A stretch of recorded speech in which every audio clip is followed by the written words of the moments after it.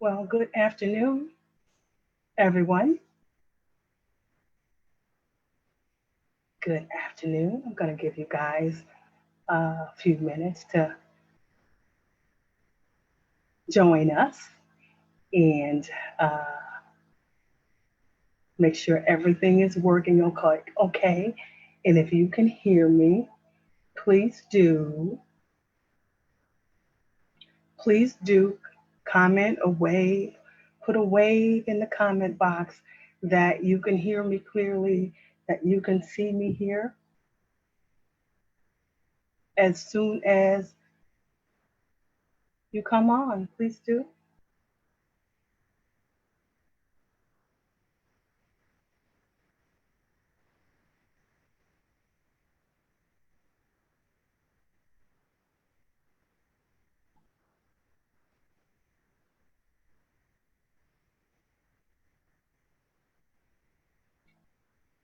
Welcome, welcome, welcome tonight.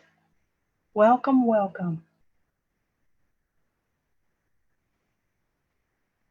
Just give everyone a moment. Get situated. So if you are there, please let me know that you are there. Okay? Awesome, Lacey. Thank you. Thank you for communicating that with me. Awesome sauce. So as you all know, hi Shakira, Cola. Thank you for joining this afternoon.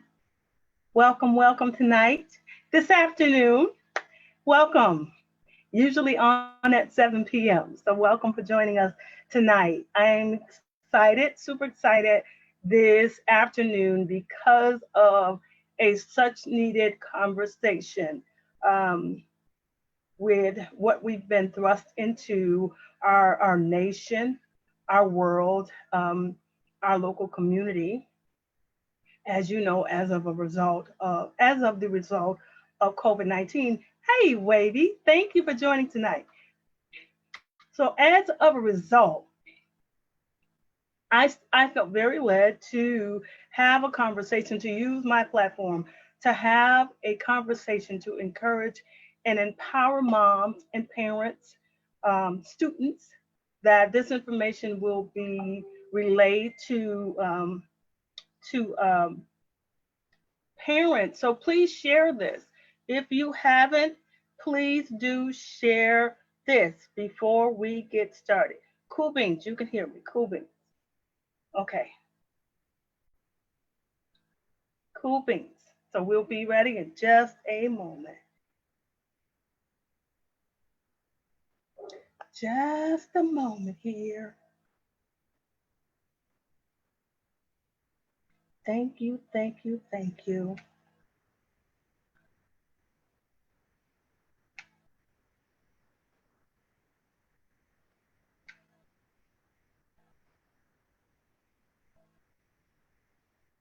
Hey, Katisha. So, okay, awesome. I got everybody here, and I'm going to have them join us. Join us. So share this, please, you guys. Let everyone know we're here. And I got coming on right now. There is there is Carmen. Hello again. How you doing? What? Am There's I the only one on? Oh, okay. Shakira, Hello. Winnie. Hi. Hello, hello. Just a Miss, moment. you, most of you are from Benton Harbor, right? Yes. Yeah. Yes, yes. My classmate from high school is your new superintendent.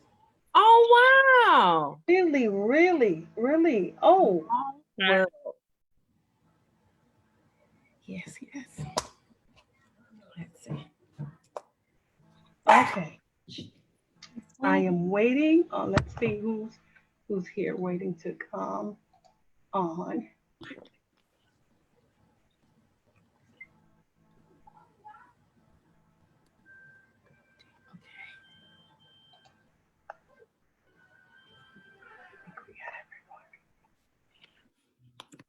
Is that everybody? We got everybody. There we go. Okay. Awesome sauce. Awesome. Okay, so if you all haven't already, please do share it. Thank you guys for joining this afternoon. Thank you. Okay, I have my phone nearby so I can see everyone. And if anyone is catching this on replay, you can definitely fast forward past this portion of it. But thank you for joining, viewers. Welcome this afternoon. I am Betty Fisher, as most of you know, host, founder, and transformation coach of this broadcast and this platform, The Internal Work of Love. So if this is your first time viewing, thank you so much.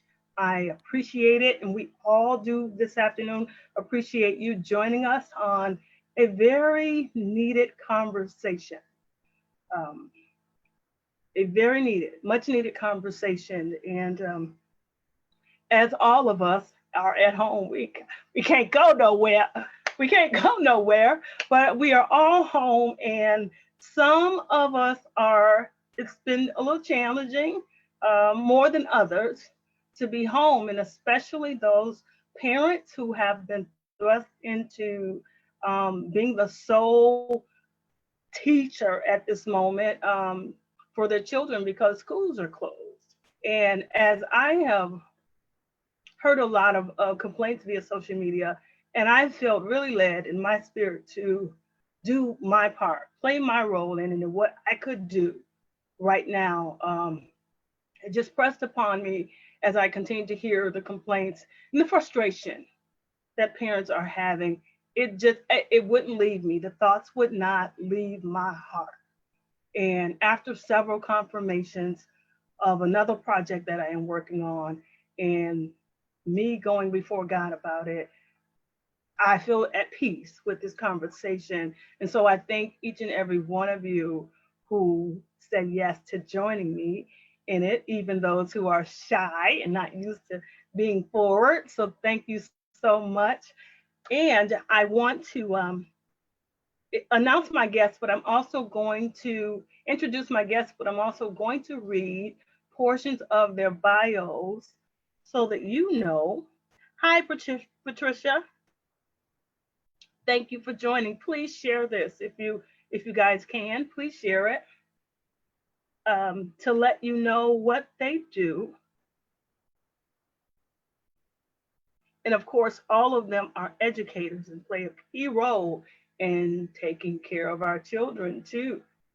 Key roles. So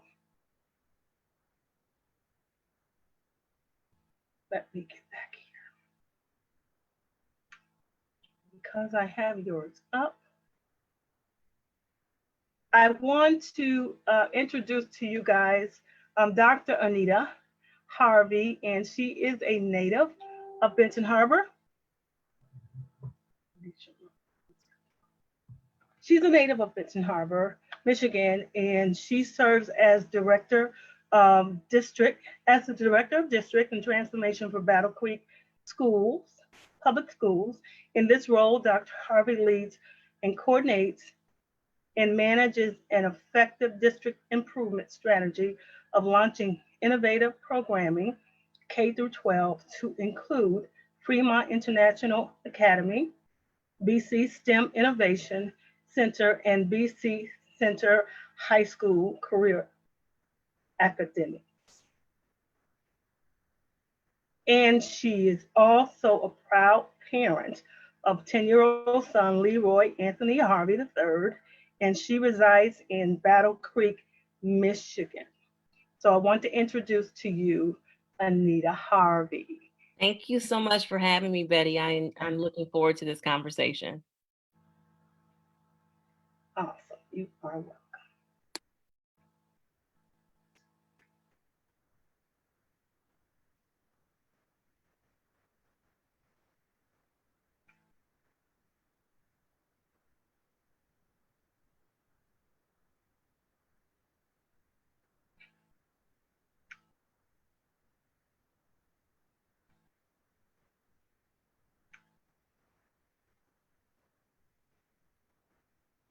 Okay, we have next Winnie. Winnie from Louisiana. What part of Louisiana are you from? Oh, we're in the deep, deep South. We're right by New Orleans. Okay. So we're kind of almost as south as you can get, but we still hanging in there. Awesome. So Winnie was born and raised in South Louisiana. She's married with 3 children. Matt, 15, Zion, 13, Vivian, 5. She's a graduate of Southeastern Louisiana University, certified Montessori teacher. She's a art, drama, and music instructor. Was from 2004 to 2009 in St. Amant High School. She is a homeschool teacher and has been since 2014. Yeah. And the founder of Wonder Emporium, a community center for children of art, music, dance, and imagination, also since 2014. Yes. So right. Welcome our guest, Winnie. Thank you very much for having me. I'm honored, just deeply honored to be in this conversation with y'all. And I just thrilled. I don't know. I feel like I made new friends today, and I who would have known when we couldn't even talk to our regular friends to make new friends? And are y'all all from Michigan? Yes. Yes. All right. If y'all are ever in Louisiana, you got a brand new friend today. So awesome sauce. I will look you up. And next we have Jasmnika Newbern. Give me some hearts for Jazz, you guys. Come on, Hello, give me some hearts. She's in the Benton Harbor school educational system. She's dealing with your babies. No. Give us some hearts for Jazz. So Jasmnika Newbern is a native of Benton Harbor. She graduated with the class of 2014 as the salutatorian and class president. Her involvement with her community and passion for youth led to obtain the title as Miss West Regional Youth of the Year for the Boys and Girls Club of America, representing and advocating for millions of youth. With education being of high importance, Jasmnika attended and graduated from Michigan State University, where she volunteered as a mentor for an organization of Black women. Upon graduation, she returned home with the goal to bridge many of the gaps in her community. She is currently the middle school science teacher at Benton Harbor Charter Academy. It is one of her dreams to be remembered as that teacher who really made a difference. So welcome, Jasmnika Newbern, you guys. Hello, everyone. Thanks so much for having me. I'm really excited. Thank you for joining. Okay. And next we have here, thank you for the hearts and love, everyone. We have Sophia Mason, and she is the CEO and founder of Self-A.S.T.E.A.M. Mrs. Mason, a native of Benton Harbor, Michigan, and proud graduate of Benton Harbor High School, has spent the last several years as a wife and mother, and the most recently a homeschool teacher. Over the years, Mrs. Mason has developed a growing interest in STEAM, S-T-A-M, period. Science, technology, engineering, artists, and mathematics. So those are the areas of focus.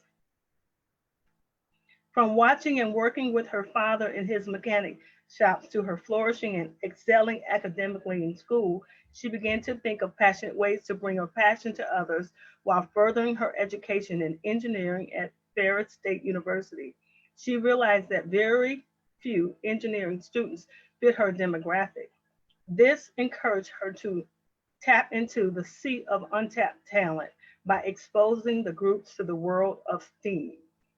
The underrepresented that Mrs. Mason will serve include women, African Americans, homeschool, and other minority groups. Mrs. Mason currently works in several capacities to ensure underrepresented groups in her community and beyond are not left out of the stream of innovation and leadership opportunities that await their bright futures. For the last several years, Mrs. Mason has developed a youth programs in robotics, leading winning teams on the national stage. This has been the driving force to do more within her community. So I want you guys to welcome Sophia Mason. Hello. Thanks for having me. I'm nervous. Thank you for joining. And last but certainly not least, it's Carmen Fudge.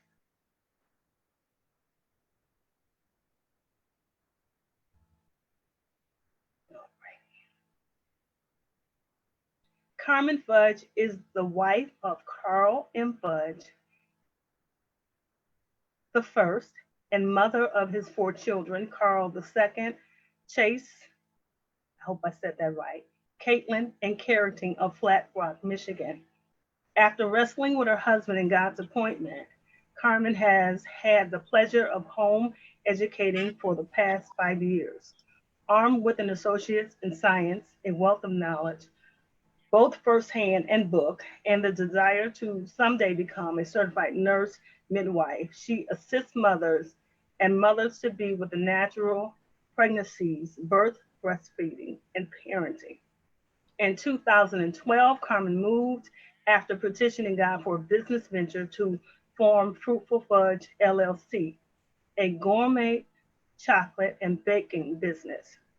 In addition to home life and business, Mrs. Fudge serves as Children's Ministry Director at 5.7 Community Church in Detroit, Michigan, sharing the gospel with children and families. The work and joy of Carmen Fudge's life is wholeness and preservation of the family.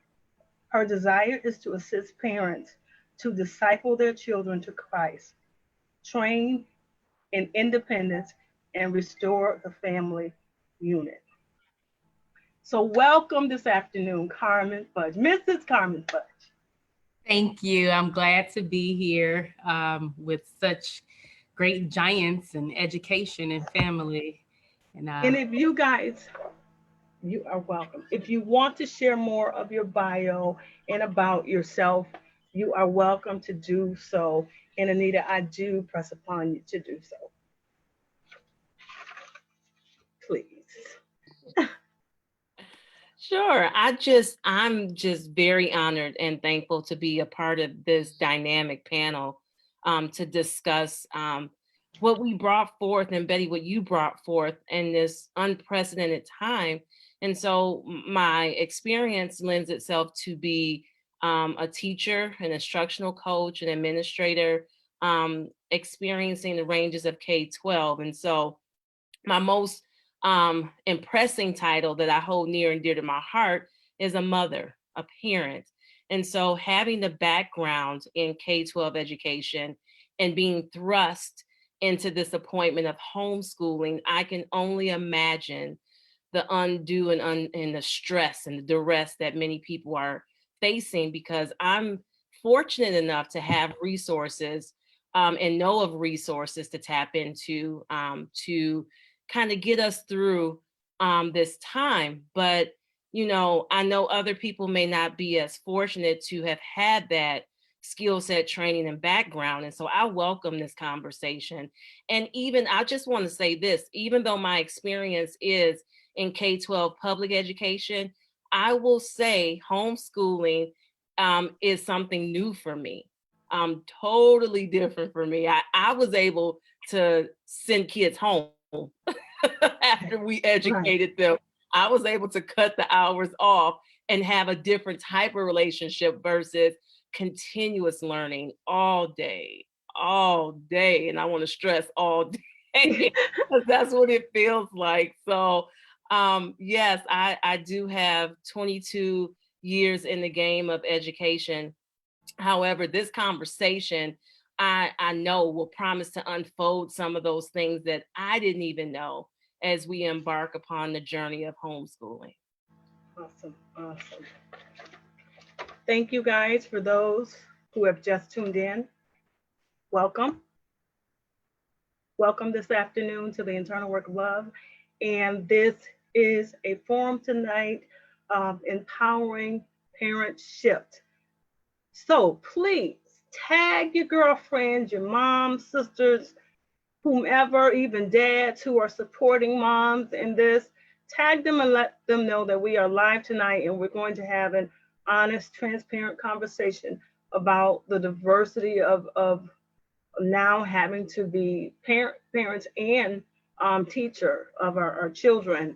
And I know that a lot of parents are really having a difficult time, and even the patience of spending time on different subjects. And so what I wanted to know firsthand, and either one of you could answer this from your experience in professional careers, what are some of the subjects that you think that parents should be focusing on? Because here we are with graduation right around the corner, and preparing for, what was it, the finals. So what is some of the focuses that parents should be teaching and studying with their kids? And I know there's quite a few different websites and information out there for them. And if you can share some of that. Jasmnika, it would be great to hear from you too, because what grade are you teaching? I'm middle school, so I'm the middle school science teacher. Okay. So any one of you can go first. What are some of the subjects? What are your focus of teaching your children now, for those who are home with their children? I can go first. Is that okay? Okay. Reading, a lot of reading. My daughter, this is her second year out of 3 years being homeschooled. So we focus a lot on reading, writing, but a lot of reading. And also what I do, if there's like things that she's really interested in, that's what she can read, like it's I mean, just imagine being a kid, and if you have something that is that you really don't want to learn about, or you really don't want to do, and it's like, do I have to read that? So she's into Fortnite. Okay, let's read about Fortnite. And then once you read about Fortnite, hey, write a story about it. What different skins would you like? If you want me to spend all this money on V-Bucks, tell me about these V-Bucks. You get what I'm saying? Right. So that's it for me. Okay. I just want to echo what Sophia said. Reading is very fundamental to spend the majority of your time on. So if you're limited on time and you have to prioritize skill sets, reading would be my top skill set to prioritize. Coupled with that is writing. And so as Sophia illustrated, we read something and then we respond in writing. And the perfectionist in me, I gotta alarm you parents, they may not write the way you think they should. They may misspell words, they may have lowercase letters, no punctuation. It's okay. Give yourself permission to let them freely write, and then use that opportunity to go back and edit. But I would definitely say reading authentic text, things that your kids are interested in. My son is in 4th grade, and last year I found out with the help of his teacher, because reading, he didn't like reading at all. And I'm thinking, my goodness, I'm an educator, my son doesn't like reading. What is that all about? He's a math person, math and science, but reading was not his thing. He didn't like it until I found out he likes nonfiction text. He doesn't like fiction text. So when I was trying to read storybooks and fairy tales and Prince, he doesn't care anything about that. Now give him some biographies and science, he's all about it. And I just happen to have a book next to my desk, so I wasn't even thinking to share this, but this Who's Who series they've created this, and it has different entertainers, sports, leaders. He loves this series. I can't get enough of these in his hands. So to Sophia's point, find out what they like and find books that surround that subject matter. And you will be surprised that you won't have to force them to read anymore. They will want to. So reading and writing definitely are skill sets to focus on. Can I piggyback off of that? We also have a Who's Who book right here, because I also, reading is the most important thing to learn. If you can read instructions. I mean, you can do everything. You can't do math without reading. So I totally agree with what you're saying. And so off of reading, mathematics. Now, I am a very hands-on person. My children are very hands-on as well. And I'm a baker by trade. So my children learn math, or had a portion of their math studies is cooking, reading recipe books, getting in the kitchen, measuring, different things like that. And that not only coincides with reading and math, but it also teaches them independence, how to take care of themselves, which is another skill set that we need to be focusing on. A lot of parents I've spoken with over the years, and there have been plenty, have always commented on the fact that my children cook, and they have been cooking since in the kitchen, on the stove, since about 6 years old. Well, my daughter, she just turned 8 today, so I would say maybe since she was probably 4, she's been in the kitchen, supervised, but cooking. And because we teach them how to safely be in the kitchen, but that builds on their math skills, that builds on their reading skills, because I allow her to read like the Princess Tiana cookbook. She loves it because my family background is from New Orleans, where we're supposed to be actually now. So she has the Princess Tiana cookbook. So when she was 3 and learned how to read, we were reading through the cookbook where she was able to go into the kitchen. So reading skills, math skills, but life skills, because our children need to be able to carry on with life, whether we're gone on or just to simply be able to go in and make eggs, scrambled eggs. So reading, math, life skills, all culminated into one thing. That's good. So to piggyback off of that, so with science, I'm the science teacher. So I do know that with all of the schools, reading and writing is always put in the forefront. Absolutely. We need those skills to, navigate through life. But I think that right behind those two would be science. And when I talk about science, it's more of their history. So when I teach science, I really make sure that they know who they are and they know the way the world is truly happening. So we talk about things like cooking. So we could turn cooking into a science experiment. So the next time, the parents, you go to cook, invite your kids into the kitchen, teach them about measurements, use the measuring cups, that's counting, things like that. We use math in our everyday lives, and it doesn't have to be, X equals 2 + 4 and something like that. It could be a small thing is 1 cup of flour, 1 cup of milk equals a portion of what, or something like that.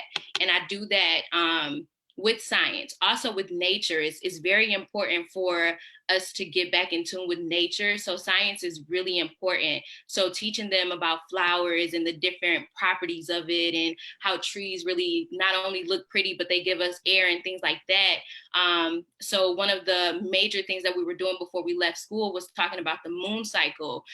I don't even remember the last time where I just randomly looked up at the moon, but it's there every day, and it's very beautiful, and it's also connected to us as well. So I think that reading and writing as well as science are really, really important subjects to make sure, you get in tune with them. But science is also an opportunity for maybe a family night or something like that. So it can also be a very fun science experiment. I'm teaching, but I'm also having fun. So you almost trick them into learning. I love doing my science lab because it's like, oh, I can drop stuff on the floor. I can make a mess.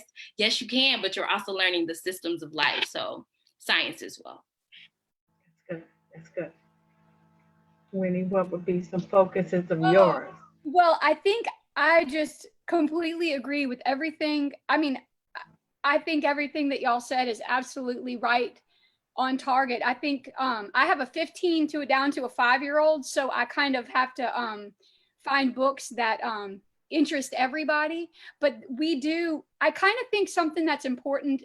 I'm not a huge, I love order, but I like a rhythm. Like if we get off a little bit, because I live close to my parents and they're older, so somebody might need me to go to the store real quick. So we kind of have a rhythm rather than a strict time frame. We have sort of a order.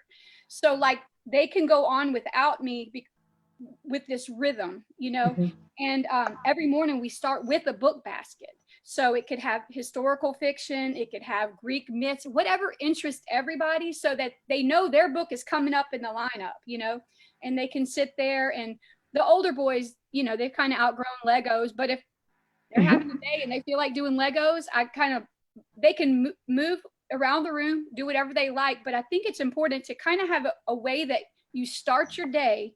It's like the signal. It's not a bell ringing at home, but it is an event that we kind of can casually but officially start the day. And I would love to echo the reading part, the math. I mean, it brings tears to my eyes to hear different people have the same heart as me. It's like, and then the nature part, it's just, we have to give ourselves credit. This is our home. And it is this, even homeschooling during this pandemic, it's different because we have stress too. We're not just sitting here, we got bills to pay, and my husband works at the hospital. So he's working with people who are, on ventilators, and then we're here and I'm trying to act casual. So, but you have to give yourself credit for all the good things that you're doing. You're teaching them in the kitchen. You're teaching them to take out the trash. And, sometimes we're teaching them to say that we're sorry too. Like when we are stressed out and we kind of overreact, we get to model what it's like to say, I'm and let me have a break for a second, let's take a second. Let's go outside. First, this is home, and we have to create a place of kindness. And out of that, I just loved everything that y'all said. I agree 100%. And they, you might sit them there, little ones with a little, separating little beans with their fingers. Well, that's fine motor skills. It doesn't have to look like a classroom to count. And I think that's what we all kind of agree on. That's good. And if any of you have questions, please do list them here. I want to ask you a question on something you stated about a rhythm. So the show will go on. They know the rhythm. The show goes on even if you're not there. Yes. So what I would mean by that is we would start the day with the reading. Now, if something happened and I weren't able to officially start the day, they know what can you do independently. Well, we do an online math program. They can do that independently. I wish I had it. I can get it when someone else is talking, but I have a list of, it's basic things they can do independently, and then things they need my help for. And it's a dry erase sheet. So it's not constantly, because, as a mom, I mean, when you're stressed, like already stress levels are here because of the world right now. And so when everybody has 72 ideas, it's stressful. So I like to keep a list of, these are things that I always teach them. This is what you can do without me. Go do that. So if I get caught up in something, I like to have their world, but there's a certain rhythm. Like we're going to do things that you need me for. And now we're going to go into a world where you're independent. And because moms need to breathe too. And we need to set them up to not constantly be, their whole life has to be on our back, because we need to train independent people who can think for themselves and who my kids, I don't like excuses. Do what you can do. And don't just sit there. Just do what you can. Am I sounding like a teacher? I don't mean to. Well, you are. I know, but we're coaches. We're coaching them to be independent. And I think that's what I mean. We have a rhythm. And if I am removed from it, they can still operate without me. And I will, when the next person answers the question, I'll go get my little piece of paper, because that's been a system that has worked for me. But it also keeps it where all the buck doesn't always stop right here. It sets them free to be as independent as they can be. Did that explain the rhythm? Yes, Okay. it does. Okay. It does explain it. So my question to the educators in the school system, and so exams are near. What should be their focus for the exams, and for those who, how do you know that they're on schedule or off schedule prior to this happening?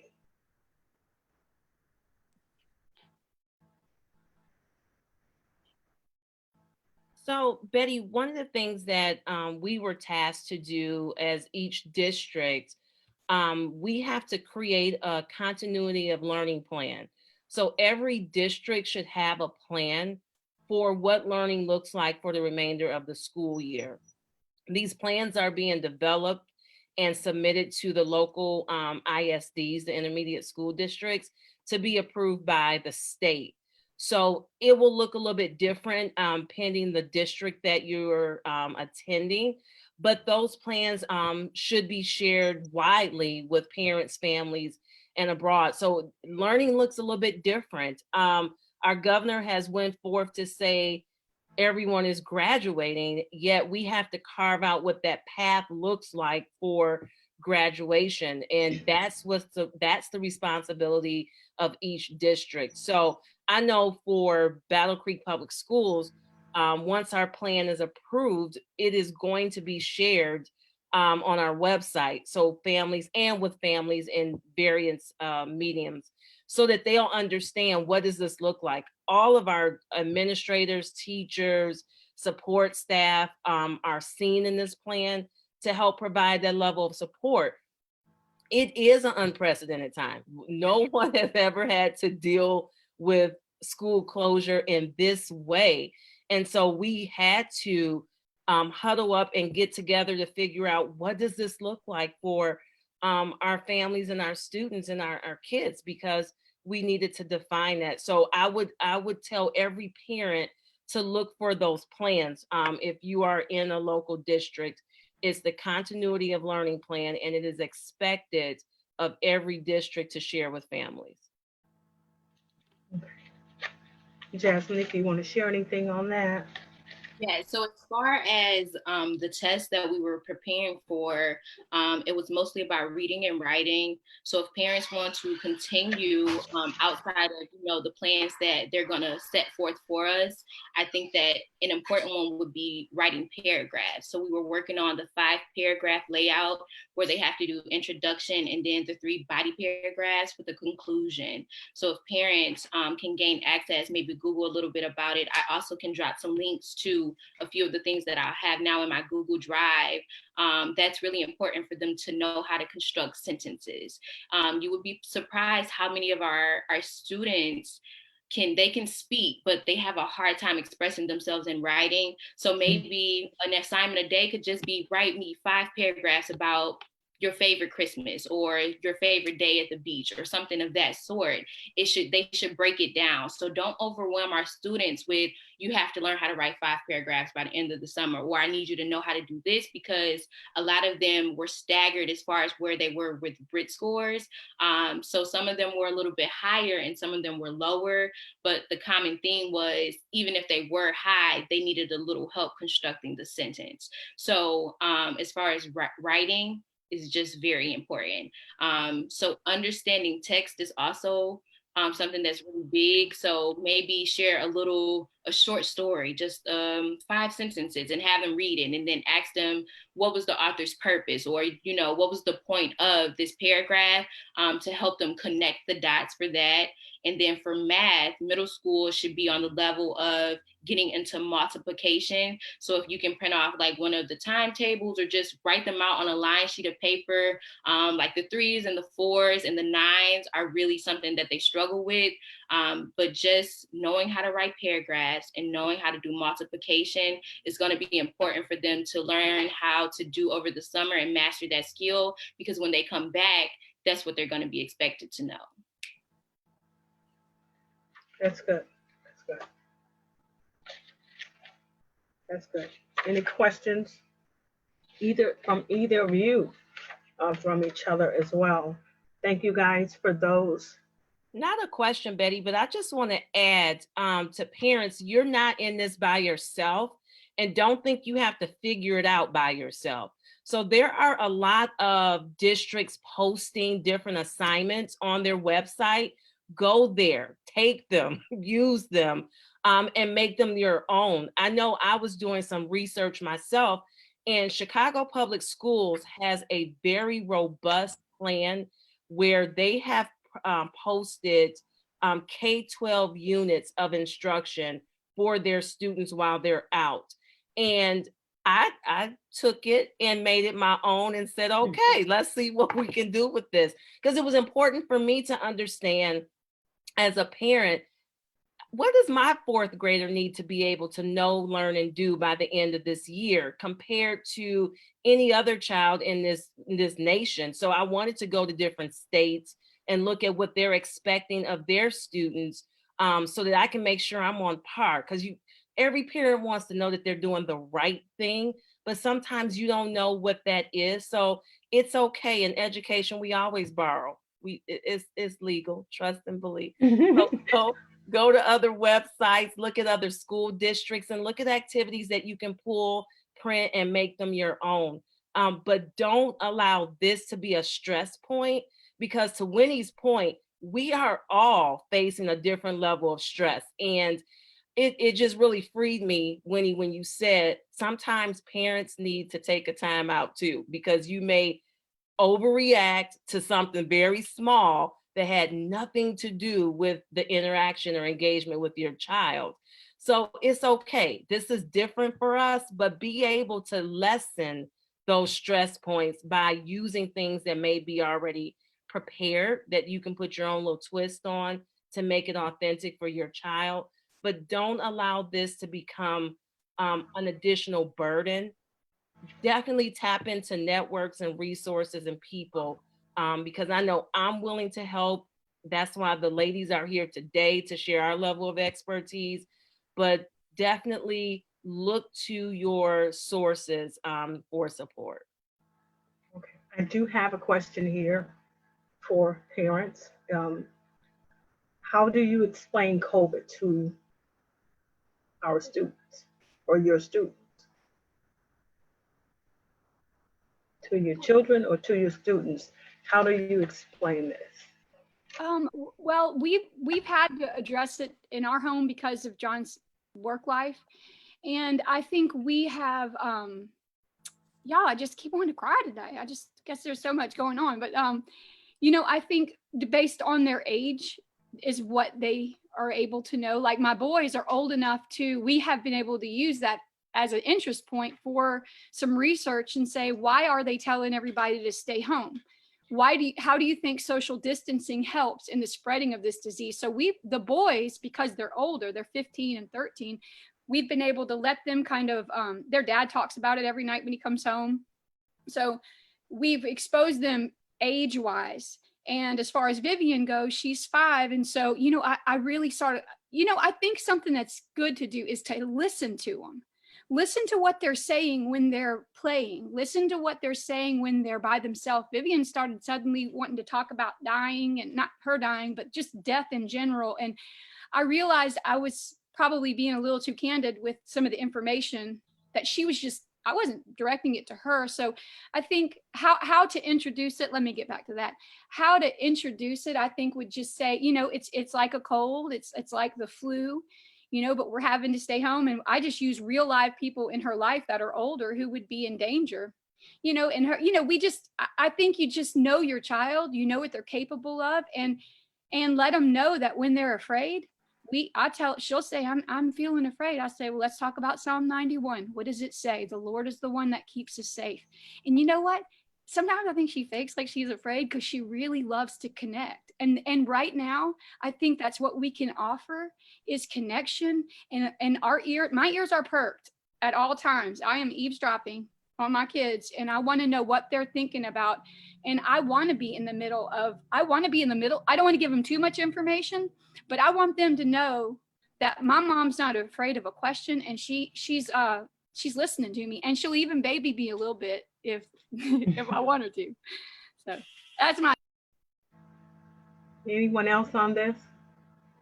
I also agree that we are straight shooters here. Our children have experienced a lot of things through us, through things that happen in our lives. And what we found was our home is rooted and grounded in Christ, and our homeschool is rooted and grounded in Christ. So we are able to share with them what's going on in the world. Dad still goes to work. He's essential.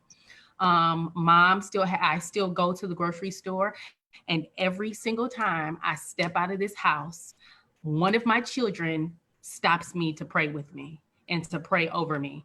So I think that especially for those of us who are a part of the body of Christ, this is a really great time for us to make sure that our children are rooted and grounded and have that foundation in Christ, because it affects everything that we do.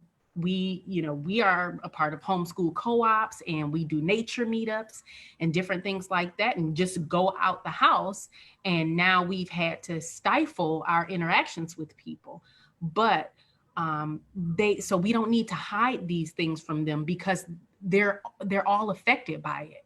We let them know what's going on in age appropriate ways. We discuss their feelings.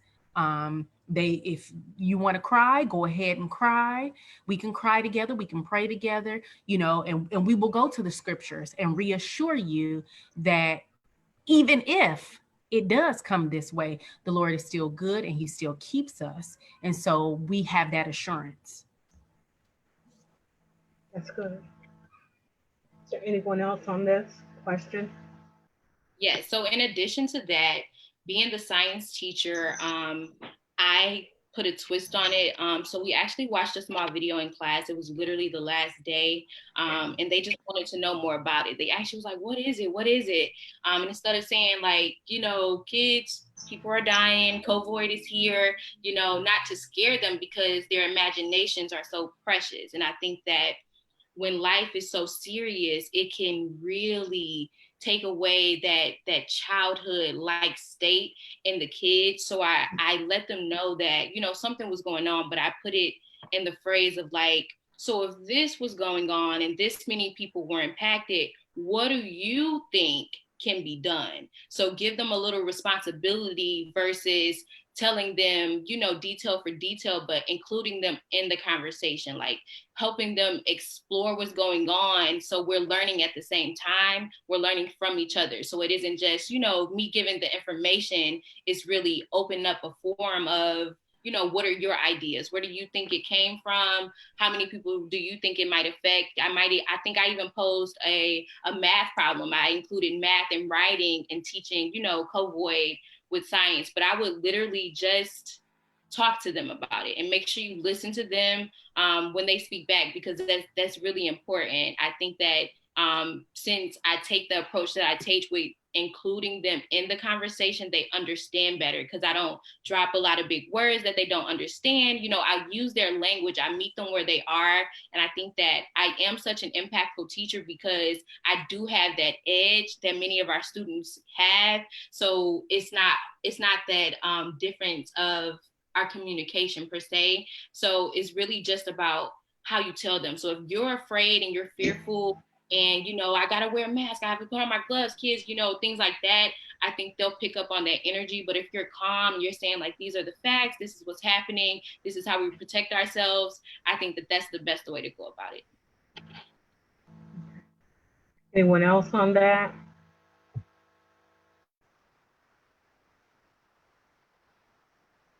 Having the conversation with your kids. I do have a question here. That how can they balance trying to work from home and balance their kids' school work and just being at home all the time? Okay. I can hear it.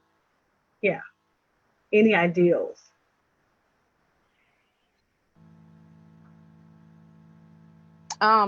Well, from I have a 11 and 15-year-old. The 15 was in public school. So, and then the 11-year-old was homeschool. So he still has his work from school, but I guess I'm kind of like a little different because I don't have a set time that they have to do their work. So long as they complete their work. You get what I'm saying? Because sometimes, especially with everything that's going on, and my husband, you know, he loves to watch the news. He loves to watch CNN. So you hear all these things. So sometimes you never know what the kids are feeling or whatever. But I just tell them, you know, you need to do your work. So you have to do your work. And I follow up with my son's teachers. I make sure my daughter, for a minute, we wasn't really doing a lot of work because I think it was just so much. And honestly, I just kind of was like, wait a minute, I need to take a break. So I know if I needed to take a break, she needs to take a break too. You get what I'm saying? And my son as well, he's one of those that he loves to research. So his thing was, oh, the virus is going to mutate, and you know, he's a little chemistry guy or whatever, so he was all into it. But my daughter's kind of like, oh, so we're not going to go to swimming, or we're not, you know, I'm not doing my piano lessons this week. So it's one of those things where you have to kind of just take your time and know that the work is there. You still need to complete the work, but maybe if we don't start at 8 o'clock in the morning, what if we did something that was kind of fun and we did something at 5 o'clock? That's my thing. Okay. I chuckled at that question because I'm still trying to learn how to do this. Balance, I don't necessarily know that I subscribe to a balance because every day is different. And some days I have to work. I have meetings back to back.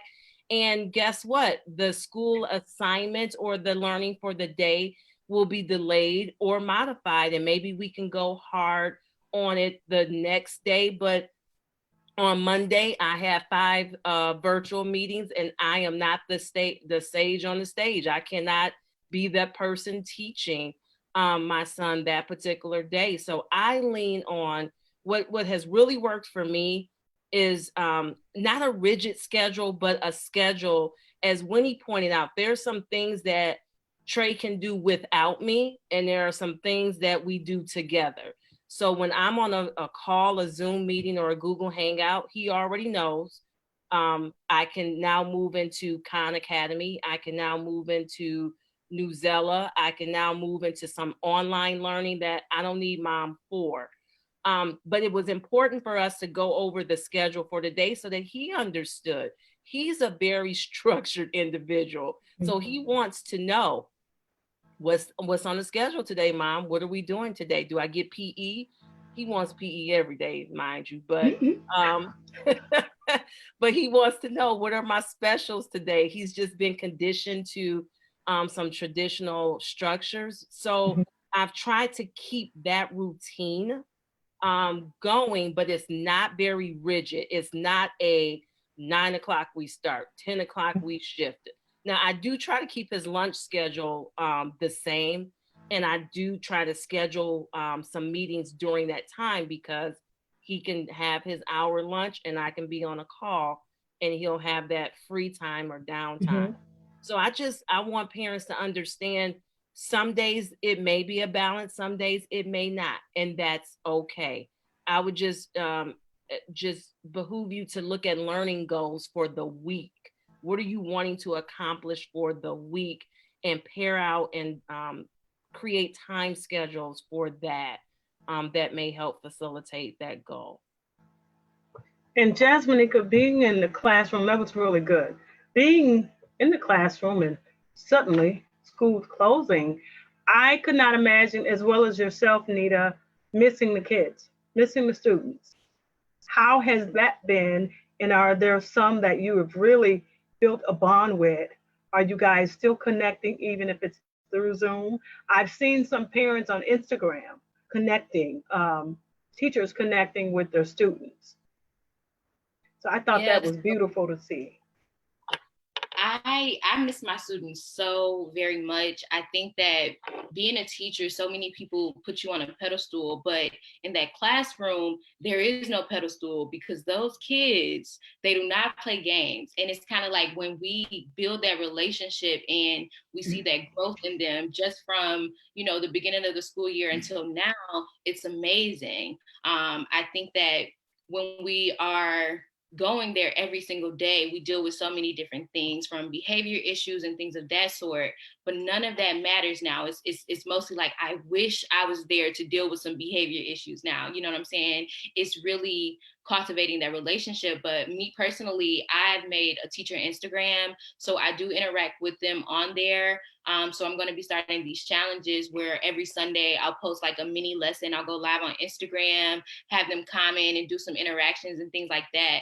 But I think that I could have done Google Classroom, but I strategically did Instagram because they don't have to find a laptop for it. They don't have to have an email. This is an app that they use every single day, all day. So it's kind of like when they see their teacher on this app, it's like, oh, I see my teacher. It's like, something that's not really common. So I think that reaches them. It's kind of like I'm going out and I'm ministering to you on the app that you use. I also have TikTok. I can dance a little bit still.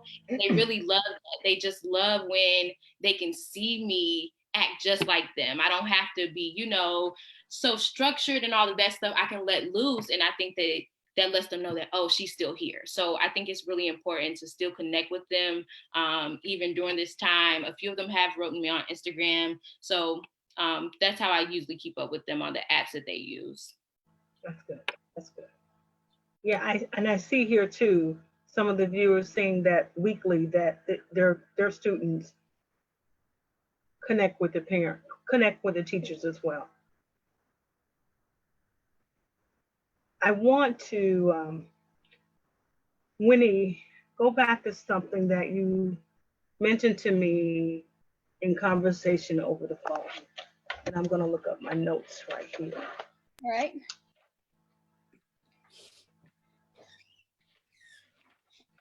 You talked about the atmosphere.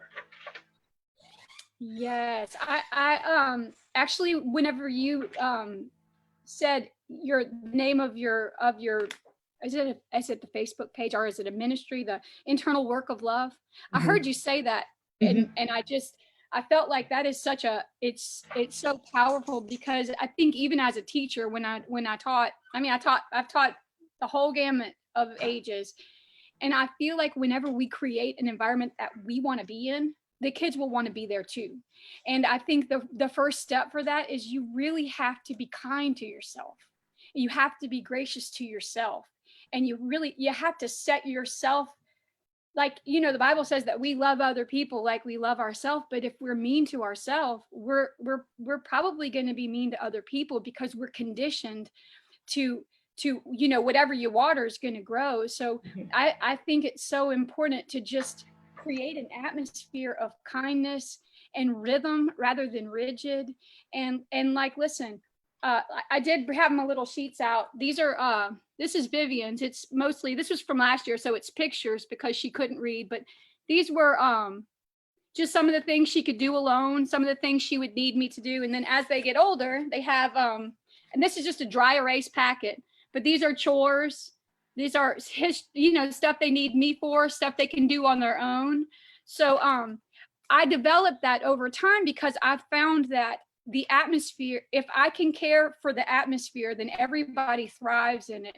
But I have to be able to let there be a rhythm, and I can't be in charge of everything all the time. But I do, to speak about the atmosphere of the home, we're growing real live adults in our home. It's the greatest gift that we'll ever have. And I know that some people kind of got thrust into it, but God does use everything for our good. And so he is with us, and he is in this with us. And I believe if we ask him, God, how can I prepare myself for the day? How can I make my home a place that I want to be? I think the children sense that. And sometimes the best thing that you can do all day is just, you can put the books down and be kind. Sometimes I've been there, where you just say, you know what, y'all, or we can get back to that at 5, like Sophia said, or, there's going to be time, but there is no math lesson that is worth hurting somebody's heart over, and there's no English lesson that's more important than just saying, especially, I'm not saying I'm not always trying to take the way out, but I'm just saying right now, people are under a lot of stress. And I think we need to understand that. And it's easy to act like the problem is, the math facts, but the problem is that we're all under a lot of stress. And so we do have to make sure that that love is first in our home, and kindness that's the first step. Not that I'm great at it, but I am good at apologizing when I'm wrong, because I fall short a good bit. Right. Did that answer your question? Yes, it did. Yes. Okay. Anyone want to piggyback off of that? I would like to. One of the things that I have learned over these years, because I started when I began homeschooling my children, I was thrust into it. It was not the plan. It was the Lord's plan. And I worked a job in an office, and my 3 children at the time went to work with me. And then we did that for about a year or 2. And then I worked from home with 3 children, and then had a 4th child. But what I learned over those years is to prioritize the home in homeschool. Number one, being thrust into the situation. There's a term in the homeschool community called deschooling, where if your child is coming from public school, where you kind of just take that time off to learn how to be a full-time family together, to play games, to, just kind of hang out and to get to know one another, because homeschooling is not just doing math, science, and reading. Homeschooling is living together full-time and learning your entire day, whether it's with books or just interpersonal communication. But home is the priority. There are days when I have my used to be middle child, my 9-year-old, he is a perfectionist. So we will do math, and he will get frustrated. And I'll say, Chase, just put it away. We'll come back to it tomorrow or later on. And he would be there in tears, and he'd say, no, I want to do it. And I'll have to stop him and say, no, you can't function like this. This isn't healthy. Home is the priority. You are the priority. I don't want you, just like I wouldn't send you to school to do schoolwork on an empty stomach because you can't process properly. I don't want you sitting here breaking down, crying over addition and subtraction. It's not that important right now. We can come back to that at a later time. So I think that with the working from home and still trying to do schoolwork, we really have to create a balance. And while I do agree that some people do need like rigid scheduling, sometimes, a lot of times, we need to become more loose and open to allowing home to thrive. Because once home thrives, schooling will be no problem. I can get up in the morning and cook a meal for my children, or they're cooking because thank God they do. And then I'll say, get your math work. and everybody has eaten, everybody has played prior to mom coming out of her room. And so they can grab their math and they can do it independently, or, if they have new work, I can assist. But home is the priority over schooling, because once we get that foundation together, that communication and care about the person, then everything else can fall into place. That's good. That's good. That's good. Anything, you guys, that's on your heart, you're thinking about right now, you'd like to share? Thank you guys for any new viewers who have just tuned in. Welcome to the Eternal Work of Love. I am here with my guest tonight, and we are empowering parent shift, because every parent has had to shift. Even if you did not have children in school, with what's happening in our world right now, every parent have. We're all experiencing the crisis. Whether you are a student or a teacher or a homeschool parent or your kids at home, everyone is experiencing this together. And so it's a shift we all have to make. We don't have a choice but to make it. And so I want to know if there is something that you guys may have in your heart that you could share, encourage a parent.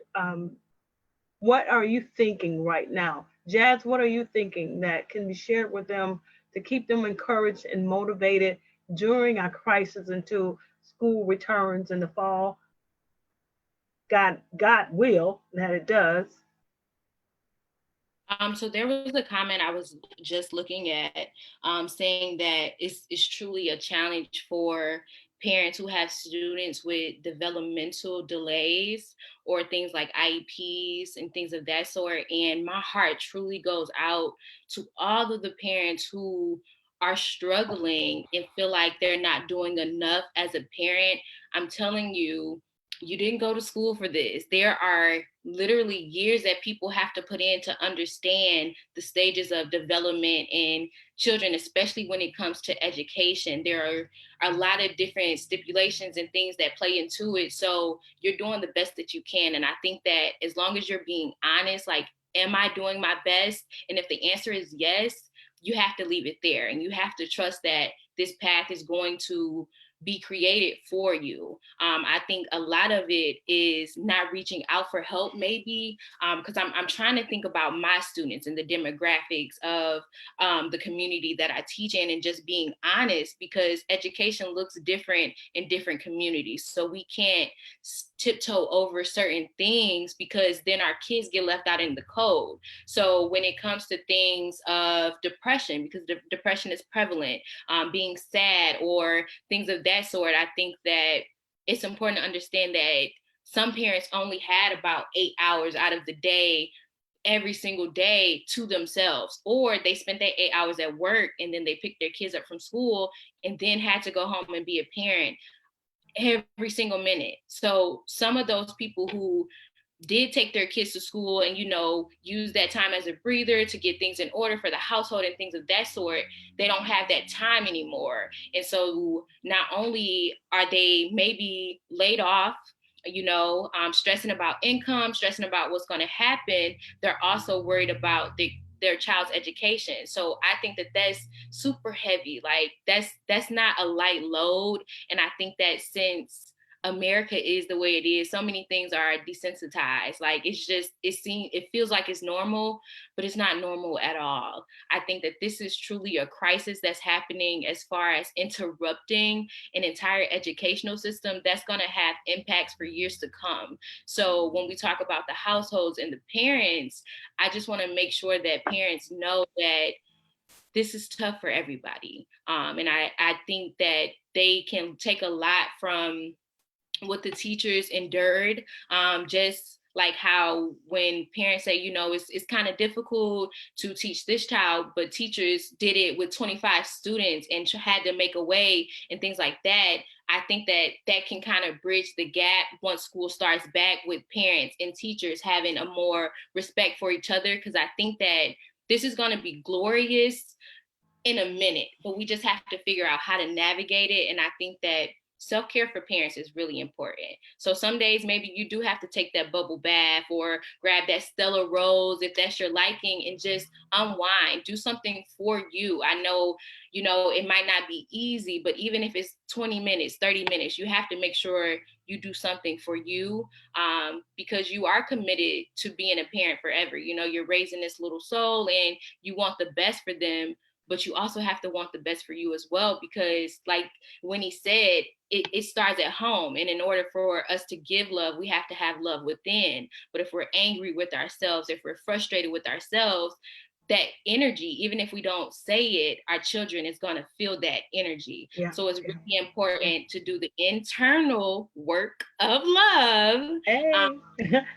It's really important. It truly, truly is, to figure out, what do you like as a parent? I think that my mom used to say, when she had me, she had to give up everything. And I don't think that should be so. You have to compromise, but I think that just make sure there's some love in your heart for something you want to do, that you're called to do. Yeah, Jazz, that was so good. I think the word honest, like when you said the word honest, I think when we're honest with other people and when we're honest with ourselves, like if we allow ourselves to be honest with ourselves, I feel this way. I'll try to, sometimes I'm feeling like grouchy and I'm trying to pinpoint back, I'm not trying to blame anybody, but I'm like, where did this shift happen? And a lot of times I can tell you, like, even from when I would be in the classroom to now, there's a lot. The one thing that I find is like this invisible enemy, and it may not be to y'all or anything, but to me is like, you get a weird email or you get a weird text message, or you see somebody else doing something that you think maybe they're doing better, or they're a better mom, or they're a better teacher. And it's like, then you have what happened is suddenly there's an invisible enemy that you don't even recognize that has been triggered. I'm terrible at this. I'm unqualified for this. Nobody, I used to always hear in my mind, this is just truth, and I hope I don't sound like I'm a weirdo, but like I would hear, nobody likes you. It was like this recording, and I could just hear it. It would just say, nobody likes you, out of the blue for no reason. And I started trying to trace back, like, why am I hearing that? That's not true. People like me. And if they don't, if they give me a second, they'll like me because I like them. I mean, I'm like, everybody's like a kid inside, I think. But I would hear that. But I really started taking it seriously. Like, Winnie, why do you say that to yourself? Why do you allow that to come into your mind and you just laugh it off, or you just think that's true? It's not true. And sometimes comparison, not sometimes, but comparison steals our joy of our present moment that we have. Listen, we are the best mom our kids are ever going to have. We've got their best in mind. And when we start comparing ourselves and to be a fraud, that we can't be, we have to be someone else to be the better us. That's not true. God made us so that we can be the best us that our kids need. We're not perfect, but God placed in us all kinds of pieces to equip our babies. And if we keep trying to copy everybody else's pieces, we will never be the mom or the wife or the teacher or the professional that we need to be. And that's just, with social media, I think there's a lot of blessings, but I think that silent critic is just clicked on. It's like this thing. And that's what I've noticed about, I don't even know where I did that answer for. I forgot. No, that was good. Okay. That was really I don't good. know what question I answered, but I answered myself, I guess. Then stay right there, Winnie. Then what about, because you talked about comparing yourself to another mom, but what about being careful with your children in comparing themselves academically? Oh, listen, that will break my heart in a million pieces, because that is so, kids will grow at the right rate, and they will grow at their rate. They will grow at their rate. That's the rate that they grow best at. And the best thing that you can do is love them through it.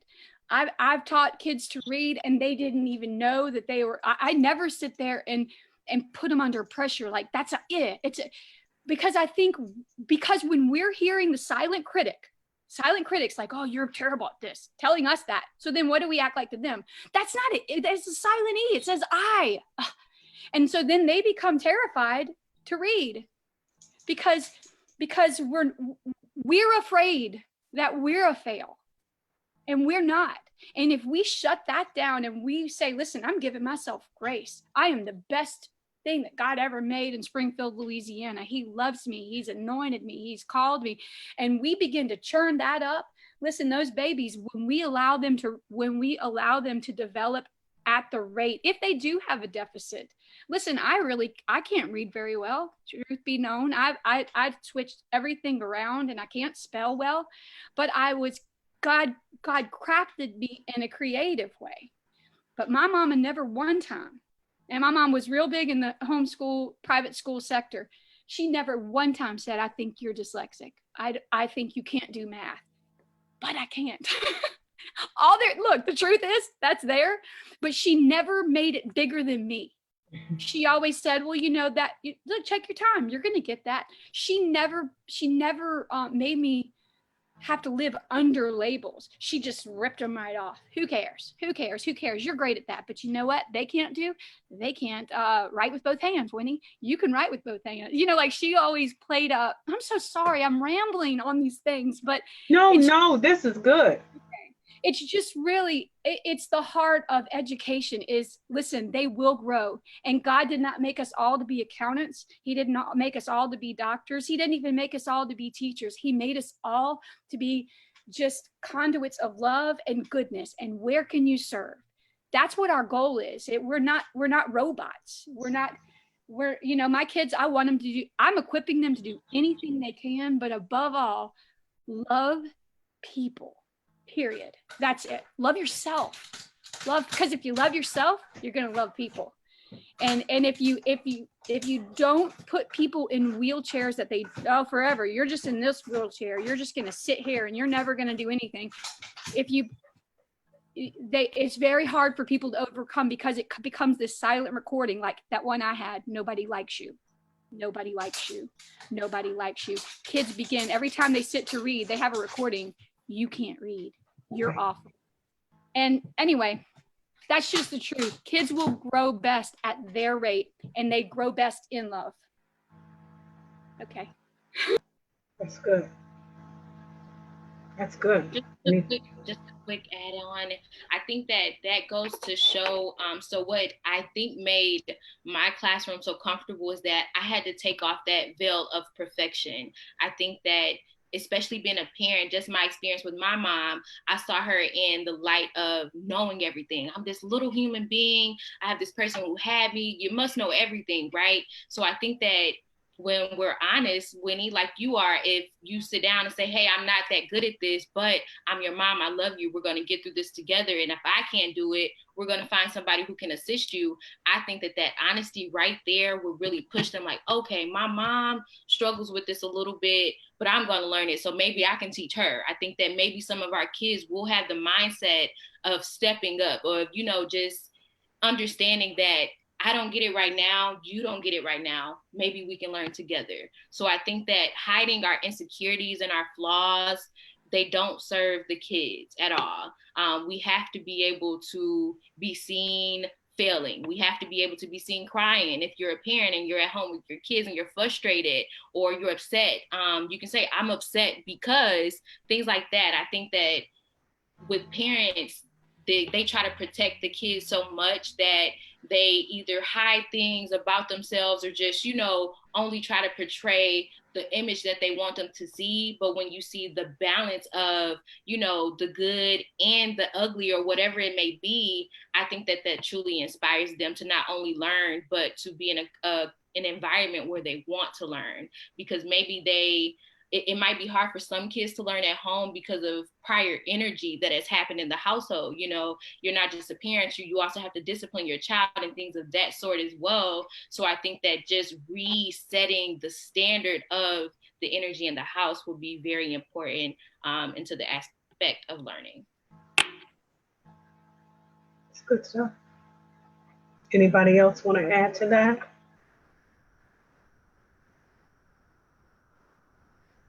Miss Sophia. And I'm looking here for questions. I would say too is something that I learned about my 11-year-old is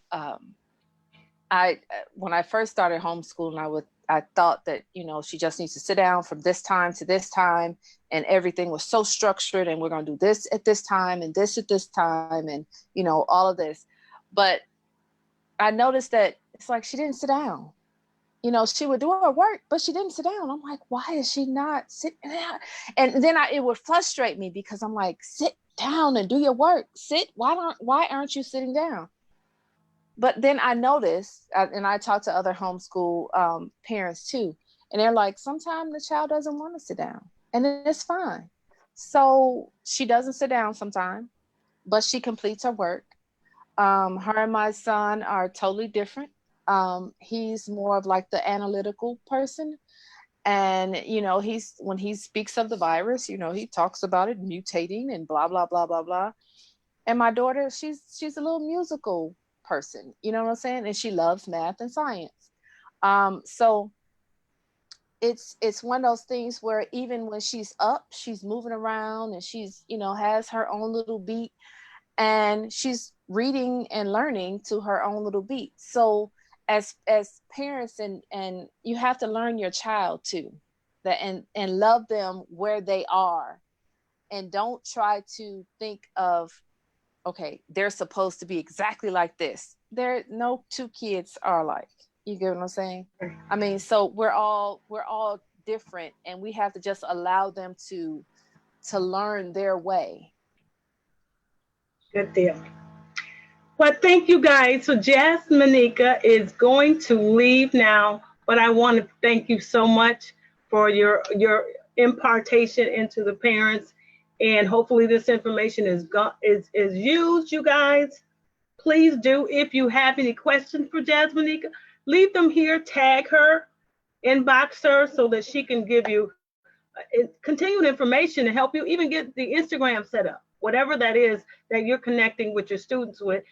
Thank you so much. You were awesome. Thank you. I just want to add one last thing before I leave, just going back off of what Sophia was saying, because it's so great. Just learning the kids is really important, because I had this one student, he hated to sit down.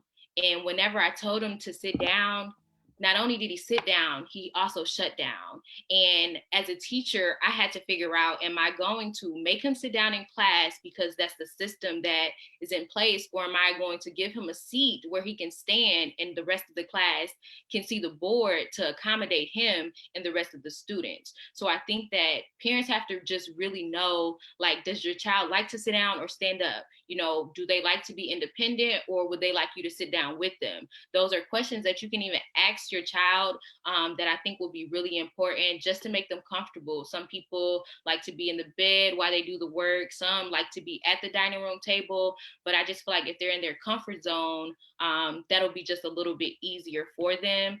And the last thing I wanted to talk about is comparing. So when we talked about the moms comparing themselves to other moms, it's also important not to compare your children to your other children. So when you have a child who might be a little bit less advanced as far as behavior or even academics than children that you've already had, that can be very dangerous to say, oh, well, your sister did this or your sister was like that, because that will make them shut down as well. Like Winnie said, everybody gets to their destination a different route. It might, take longer, shorter. It might just be a few more bumps in the road. But I think that just loving on your kids as they are is going to be very important. And colors really help. I just know that colors carry vibration. So when you're doing work at home and you want to be comfortable with each other, colors really help. But thank you all so much for having me today. I really do hope that the parents take something away from this, because we are all in this together. If anybody wants to message me personally on my Facebook, I'm always available in the community. So just thank you all so much for caring about our kids, because they're our kids too. Alrighty, so thank you all so much. Good night. Yep. Bye. Betty, can I add to that? Absolutely. Okay, I wanted to the comparison. I know that in the public school system, teachers are tasked to move along with the curriculum. And they have a ton of children in a classroom and try to move on. Um, and so now that you're at home, and we homeschool, um, our frame of mind, I believe, should be a little different. Um, so there's this on level, just like I believe Jasmnika was talking about the children with the IEPs and developmental delays and things like that. Each child learns differently.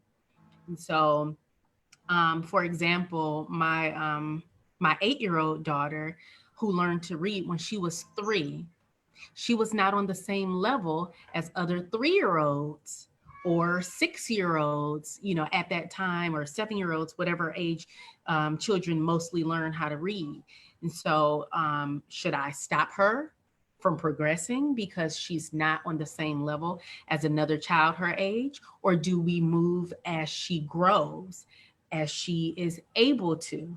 And so I think that although in the state of Michigan, there was a law that was passed concerning reading in 3rd grade, and if you could not read, then they would hold you back and things like that. I'm not sure where they're going to go with that now, regarding the everything that's going on, but I think that overall, we need to make sure that we are not so rigid with being on level that we are missing the marks that the children are making or could make.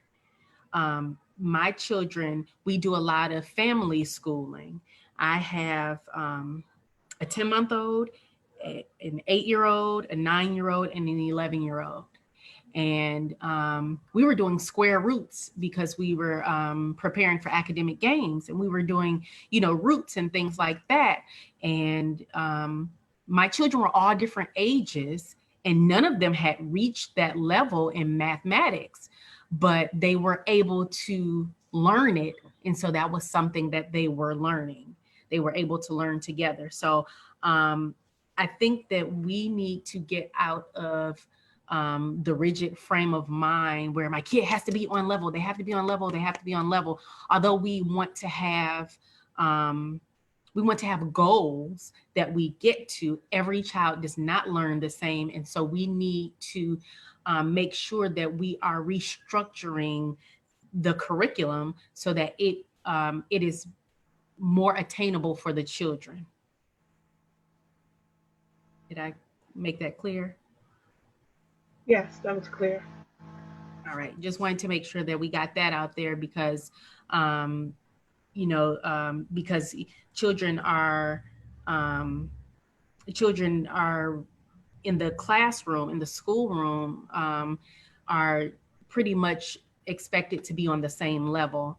And now they are at home, and it's easier for parents to be able to go back and actually meet the child where they are so that they can build upon that. And so take that stress off of yourself to say, my child needs to be doing the for the factors of this number, or they should have mastered 12, the multiples that create 12. Right now, if your child can only add, then you need to build on that. Go back to the basics so that the foundation is established so that they can continue to grow. That's that. That's good. Anybody want to add to that?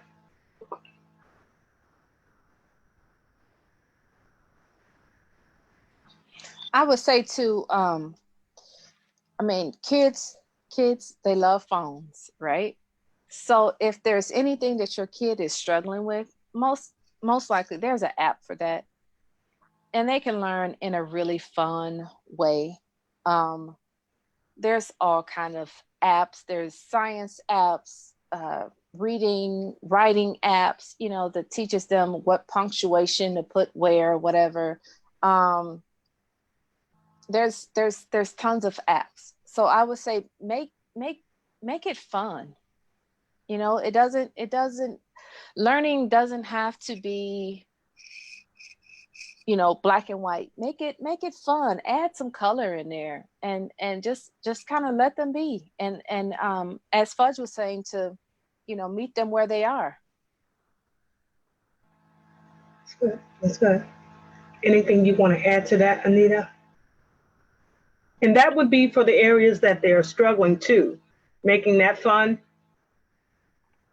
Yeah, all learning should be fun. And if it's not fun for the kid, then why are we doing it? Like, so it should be relevant. It should be authentic. And to that point, I just want to go back to parents who, I just really want to speak. So I'm gonna just do a side shuffle for a minute, because I really want to speak to the single mom.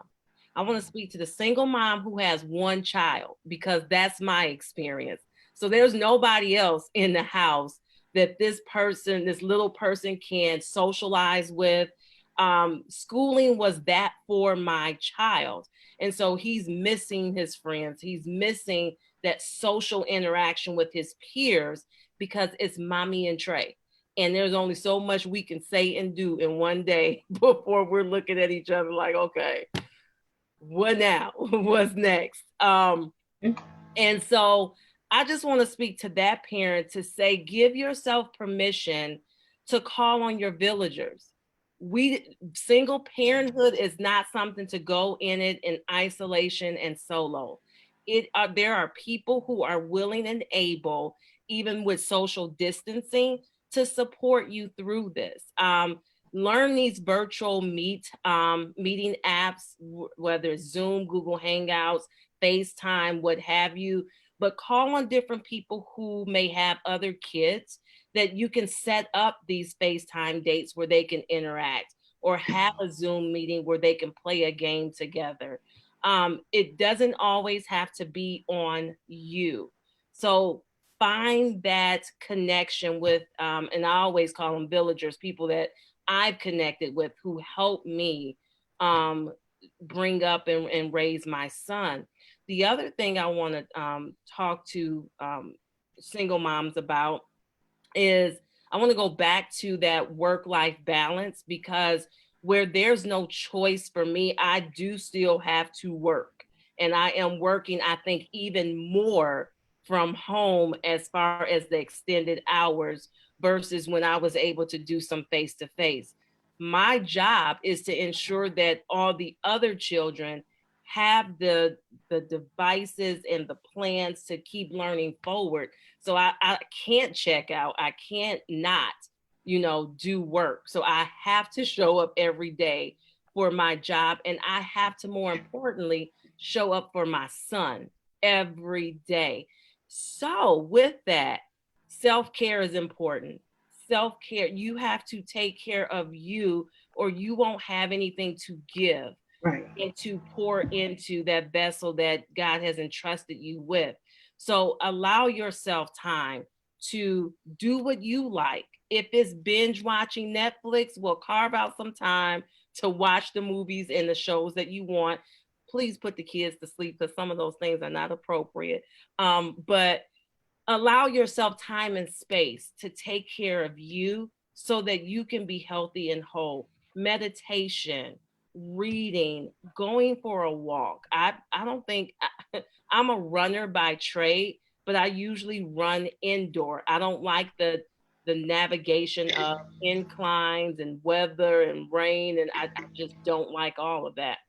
But I've learned to appreciate it now, because that's all that I have to keep on, because everything else is closed. But it's okay. Use that time, whatever your thing is, pour into yourself first. And then figure out, what does it look like to support that little one that you've been entrusted to. So don't think that you have to do this alone. Don't think that you have to have all the answers, because you don't. But you do have to show up for that little person or your child that you have been entrusted with. So I just felt that really strongly. as I was listening to the conversation, and I just wanted to put that out there. Absolutely. Show up for yourself first before you can show up for them. I do have a question here. Katisha says, can any of you share anything to work with your child with motor skills, writing? Are we talking like a early learning? Probably motor skills, fine motor skills. Is it, didn't mention the age or anything? No. So Katisha, okay. if you can give me a little more information, that would be helpful. Thank you guys for those who have just tuned in, and for those who catch this on replay. Thank you for joining and viewing. I'm here with Carmen Page, Dr. Anita Harvey, Winnie Hughes, and Sophia Mason, and we are here empowering parents shift.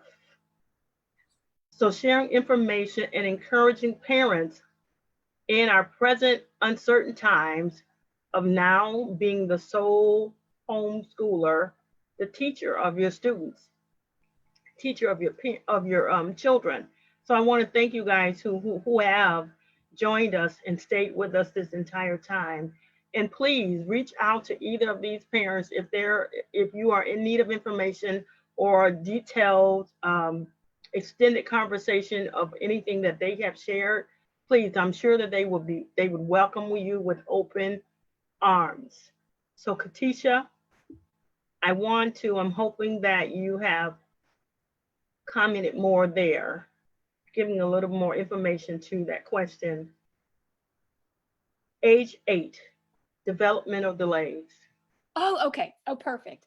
Well, whenever, okay, so this is one thing I'm really good at is improvising with things that you have at home.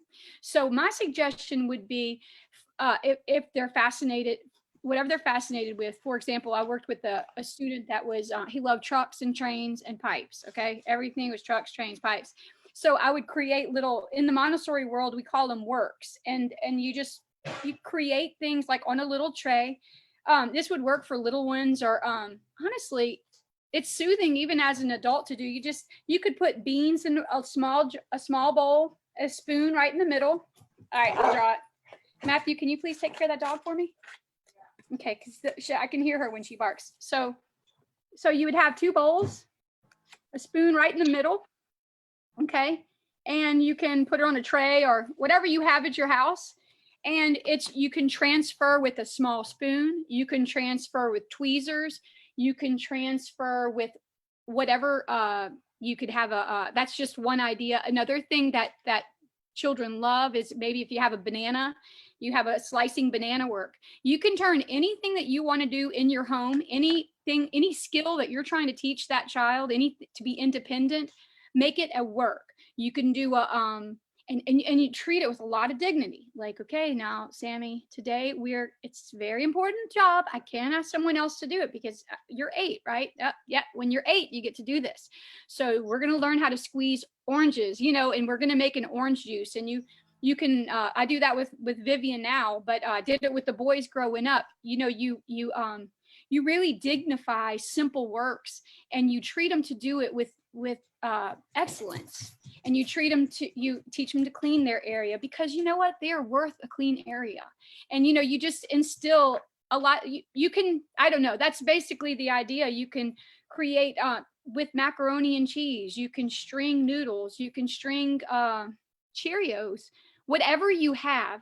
Ask God, how can I use this today? What can I do to use what I have? And he'll give you the ideas, because he always does it like that. When we need him, he shows up. So I think that's my extent on the fine motor skills. That's good. Anyone else want to address that, or we're clear?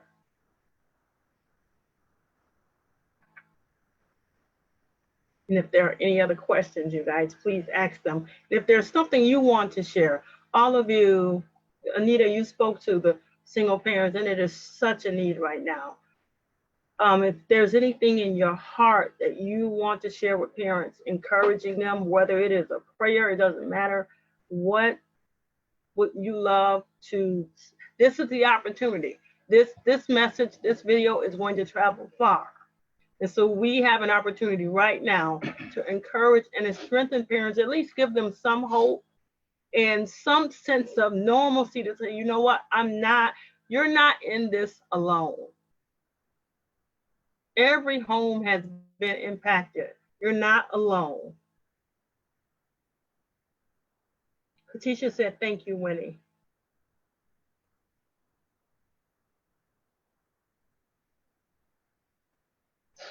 Can we get back to? Oh, I'm so sorry. You go first. Okay.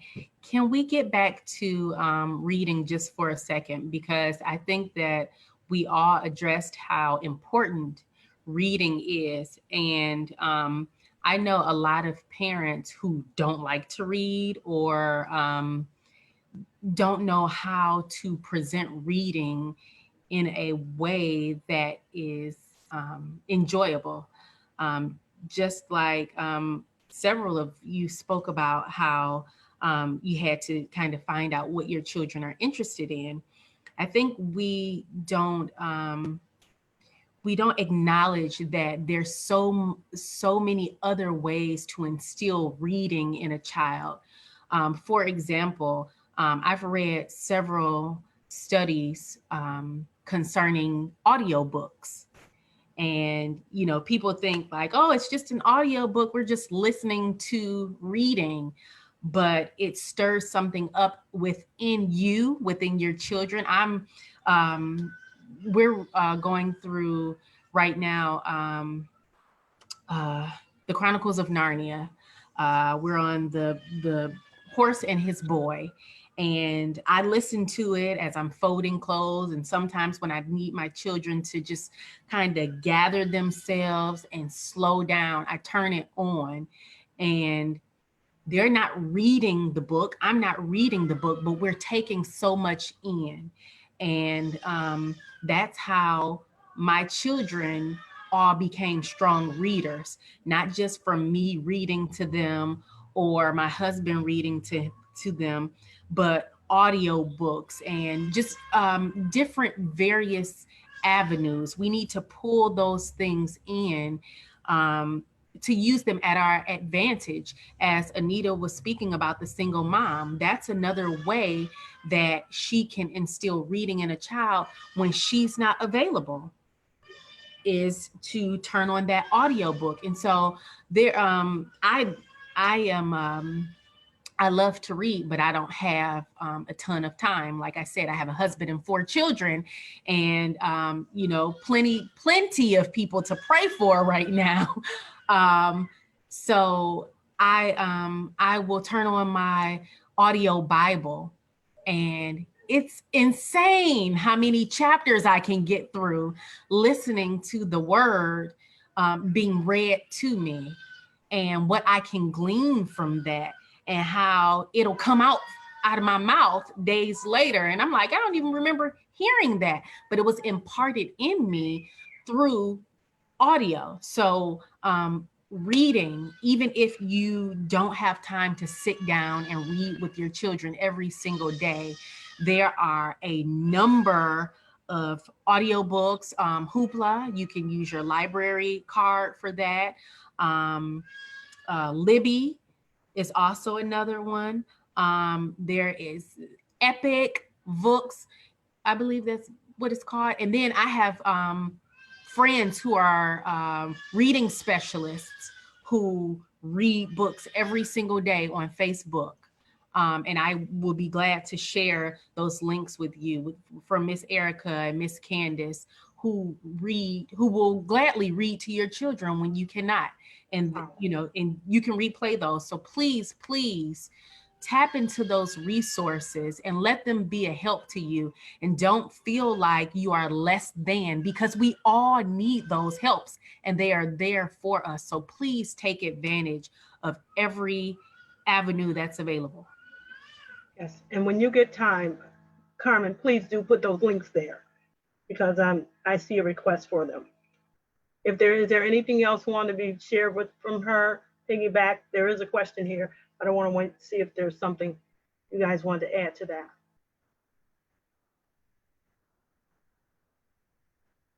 I take it there's a no.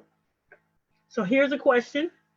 I am trying to get my kids to stop turning the TV on in the morning. What can I do to stop that from happening?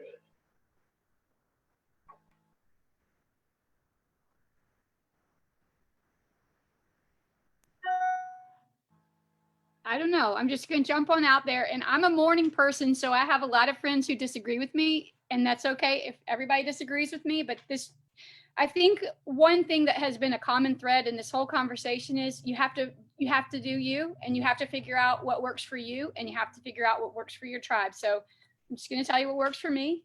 We have I have to try to get, because I think also another common thread was showing up for yourself.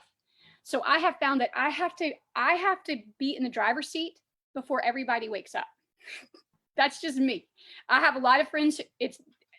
So I'm not doing anything. I'm just saying, for me, I wake up and I got to get in the driver's seat before other people turn on the TV, is basically what I'm saying. So I wake up, I do my reading. I love to paint. I do a lot, the things that feed my soul. I wake up and do that. I have friends who do that at nighttime when I'm sleeping. Okay. So I go to bed at 9. That's just when they're cranking up their creative souls. So I am a morning creator. And I find that when I fill my cup, by the time they get up and want to turn the TV on, I'm already awake. My cup is full and I'm feeling good.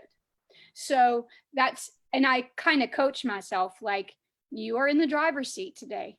You decide how the day goes, Winnie. Like, I kind of I do a lot of self-talk, like I'm talking to a kid, because I feel like I respect my kids, and I feel like if I talk to myself like that, it helps. So that's what I do to avoid, I kind of beat everybody to making the calls, or you could just make a rule and say, hey, I love that.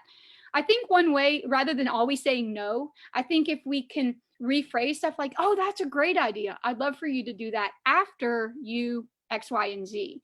Or, oh, I love that show too. Do you think we could watch that after lunch?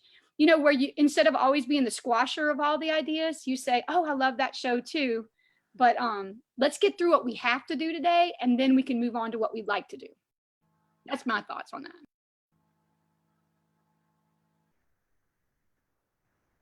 Clear on that? And let me piggyback on that too. I guess maybe what are they watching? Maybe it's something that you guys can dissect. You know, you get what I'm saying? Maybe it's something that, okay, well, in order for you to watch TV for 30 minutes in the morning, you need to read this up to this many pages in a book. I know my husband, with our daughter playing Fortnite. In order for her to play Fortnite for this time, you need to read from this time to this time, either out loud, or you need to write something, or, you know, do something other than just watching TV or just playing the game. So I think maybe you can make it kind of, I keep saying fun because I'm like a little crafty person. So I think everything should be fun.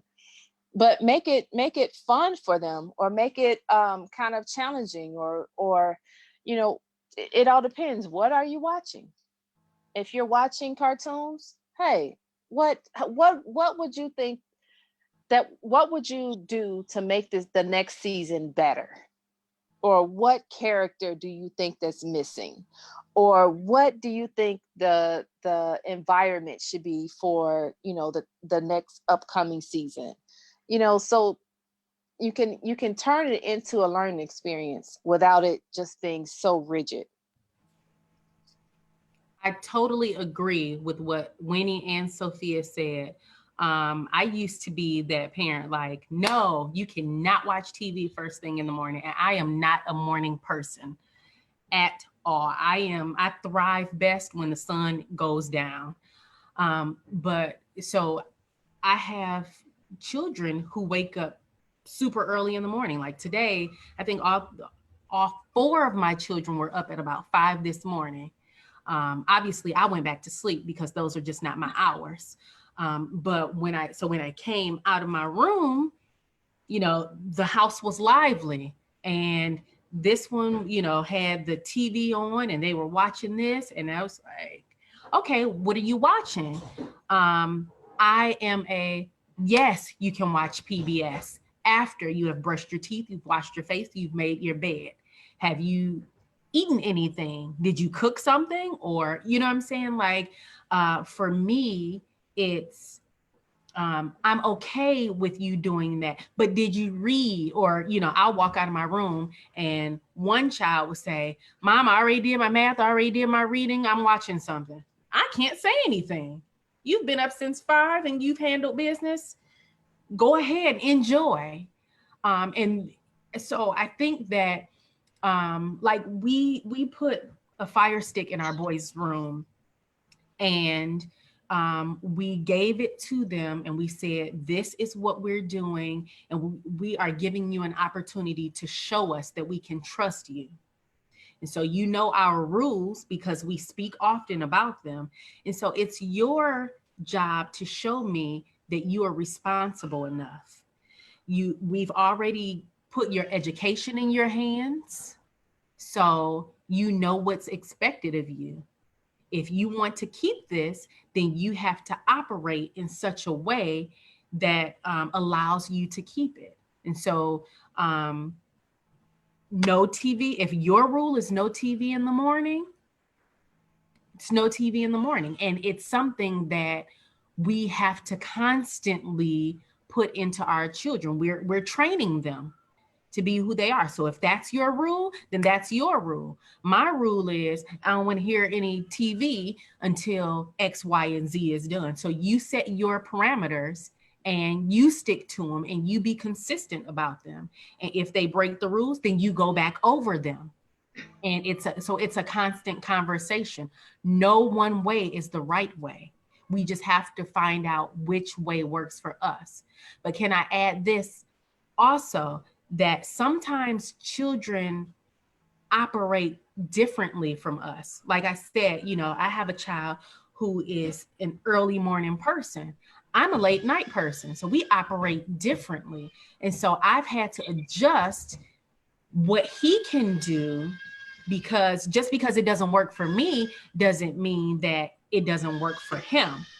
So I think we need to be mindful of the way that our children best operate, the way that they thrive, because this is their life. This is their education. And so we need to make sure that it's tailored to them and not strictly to us.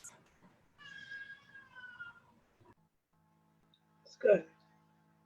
All minds closed on that. So in closing, what would you guys like to leave in the viewers? Anita speaking from a single mom, and it's just you and him, nobody else. And I cannot imagine how he is feeling now without any of his friends. And so just really, I mean, literally, overnight, our whole lives have been changed. And so speaking to the mother from that place, single mom from that place, what would you want to leave the viewers, encouraging word for our viewers, for our moms, parents? I just want them to understand that they're not alone in this. There's many of us out there who are looking and seeking ways to support our child and our children in through this process and through this time. And you just can't pour from an empty cup. So make sure you're taking care of yourself. Make sure you are showing up the best way that you know how for your child, and lean on others to pull resources to help you so that it's not all on you. I know with social distancing, it feels as though that you're in it by yourself, but you're not. You're a FaceTime, a Zoom, a Google Hangout away from some support. You're a phone call, you're a prayer away from some support. And so just know that as long as you are healthy and whole and you are doing the best that you can, God honors that.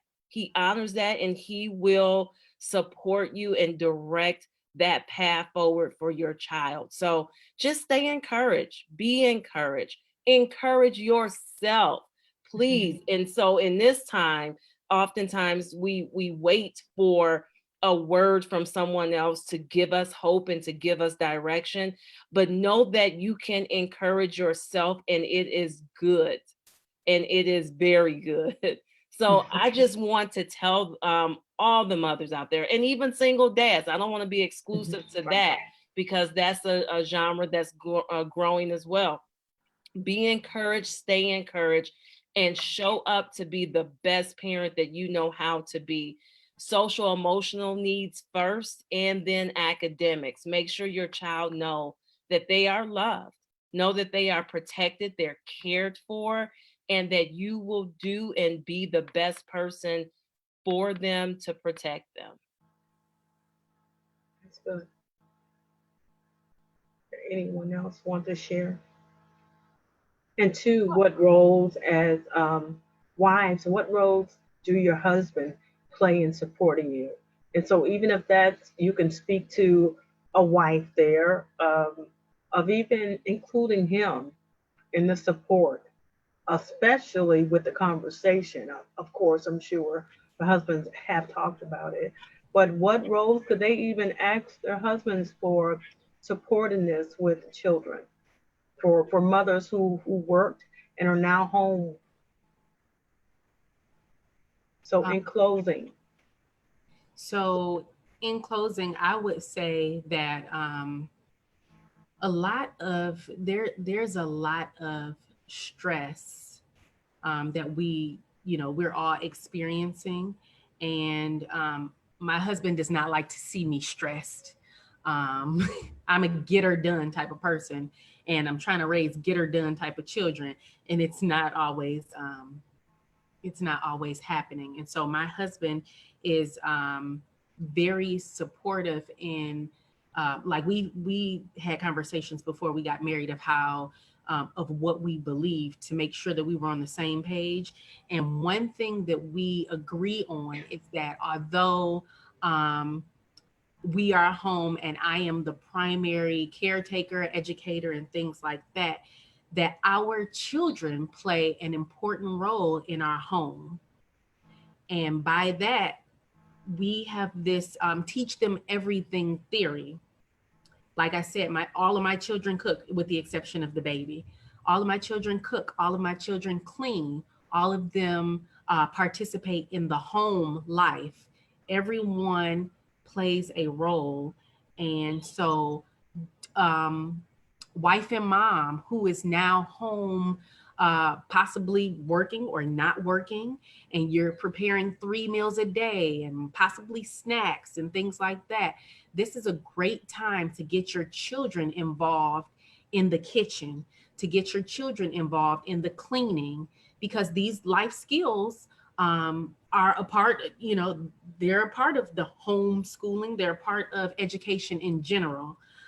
So get your children involved and don't bear the weight of the burden on yourself simply because now you are home full time or for however long. Our family, our home is a collective, and it's made up of individuals, very capable individuals.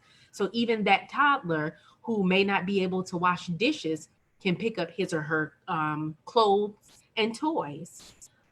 Every person is very important in the makeup of the home, and use that to your advantage and to their advantage.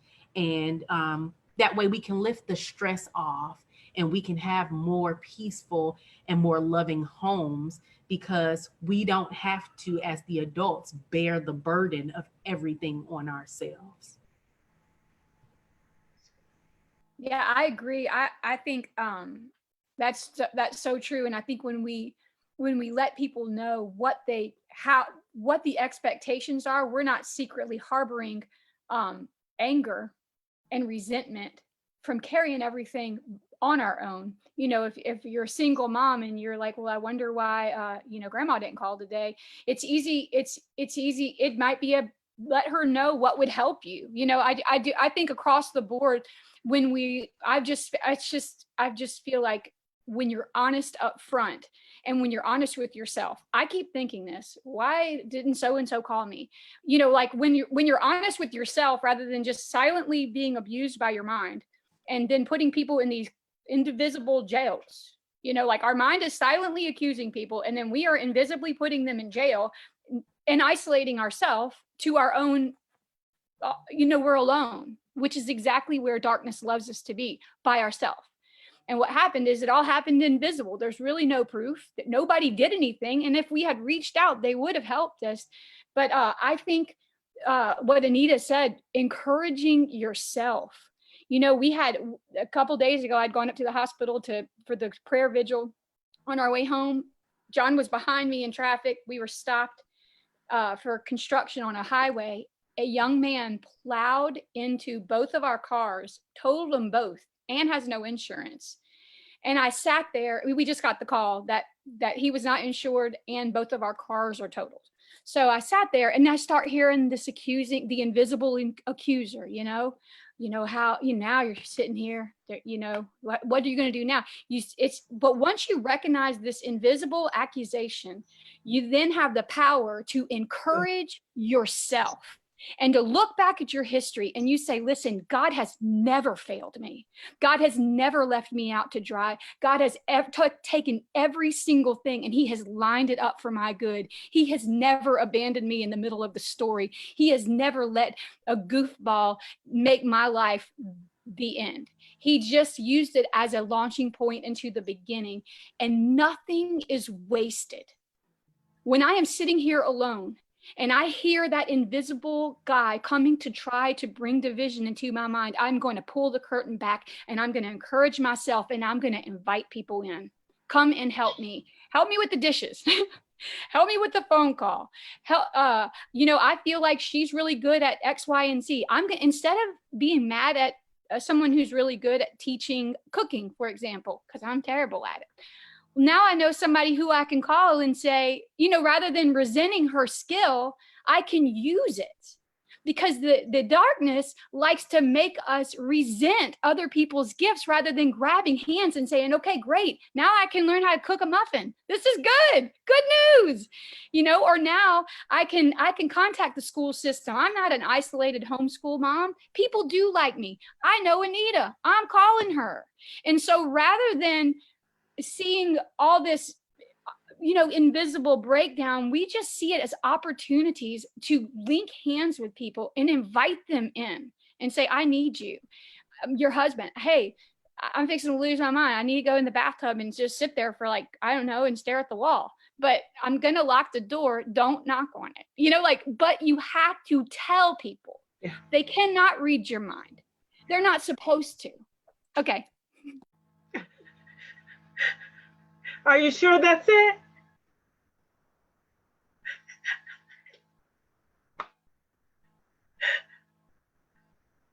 Sophia? I think I get a little overboard, sorry. No, I said, are you sure that's it? That's all you wanted to share? That was awesome. Was it?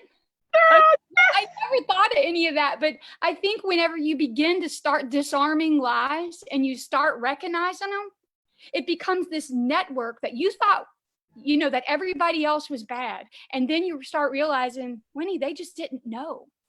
They didn't know that you needed help. The children, when they're playing games, they're happy as clams. They don't know that you're doing the dishes. So unless you tell them, it's not their fault. But, you know, and you can be, and I've learned that, like, I can start feeling like the water's rising. I feel them, you know, like my emotions, I can feel them rising up, and I'll tell them, okay, y'all, especially during this quarantine, I've been like, y'all, I could tell right now I'm getting, and I'll just tell them what I'm feeling like. If we don't get this house clean in 10 minutes, I'll be mad at everybody. And y'all don't want me to come on, we don't need the same lecture again, do we? And you know what they do? They jump to it. But if I don't communicate, then it's just invisible barriers. They keep going up, up, up. And there's these kingdoms all around us of invisible barriers. all the while we could have used them as invitations into new relationships, into new communication, into new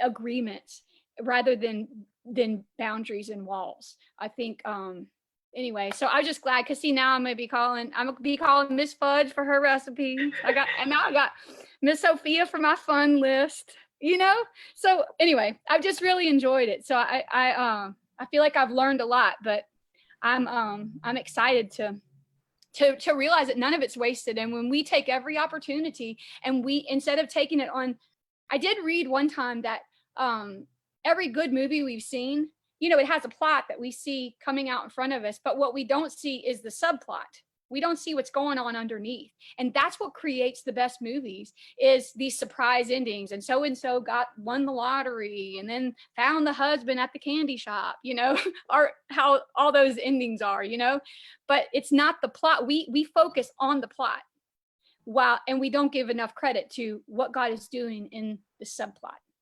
And none of it's wasted. Even two totaled cars, they're not wasted, because God's still good and he's still on the throne. And the truth is, I don't need a car because I can't go anywhere. So it's a great time to not have a car. This is good. I have a question here. Before Sophia, I'll allow you to conclude. I'm going to give this question. I'm going to ask this question here. So Wavy said, look, let me pause here. This has been awesome. Totally awesome. And then in the middle of all of this, realizing how much we all have in common, and then the network that's been established here. Everyone here has met someone new that they can reach out to for a hand, whether it's encouragement, advice, prayer, whatever it is, you have someone here. This is amazing. You're right, nothing is wasted. Nothing is all lost. We can make it work for our good. I think that's what your quote is on your profile, Anita, that all things work together for the good. All things do. So this question here is, what about when it's just you? And it may have been answered already, but it might have to be reiterated. I don't have kids, but my husband is not well, and sometimes overwhelmed.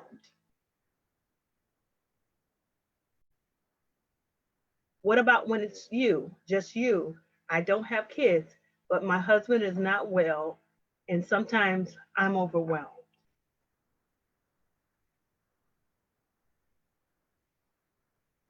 I just want to speak to that feeling of isolation and not allowing that to overwhelm you, because I think sometimes we get into this space, and Winnie, you were preaching. Yes, ma'am, you were preaching.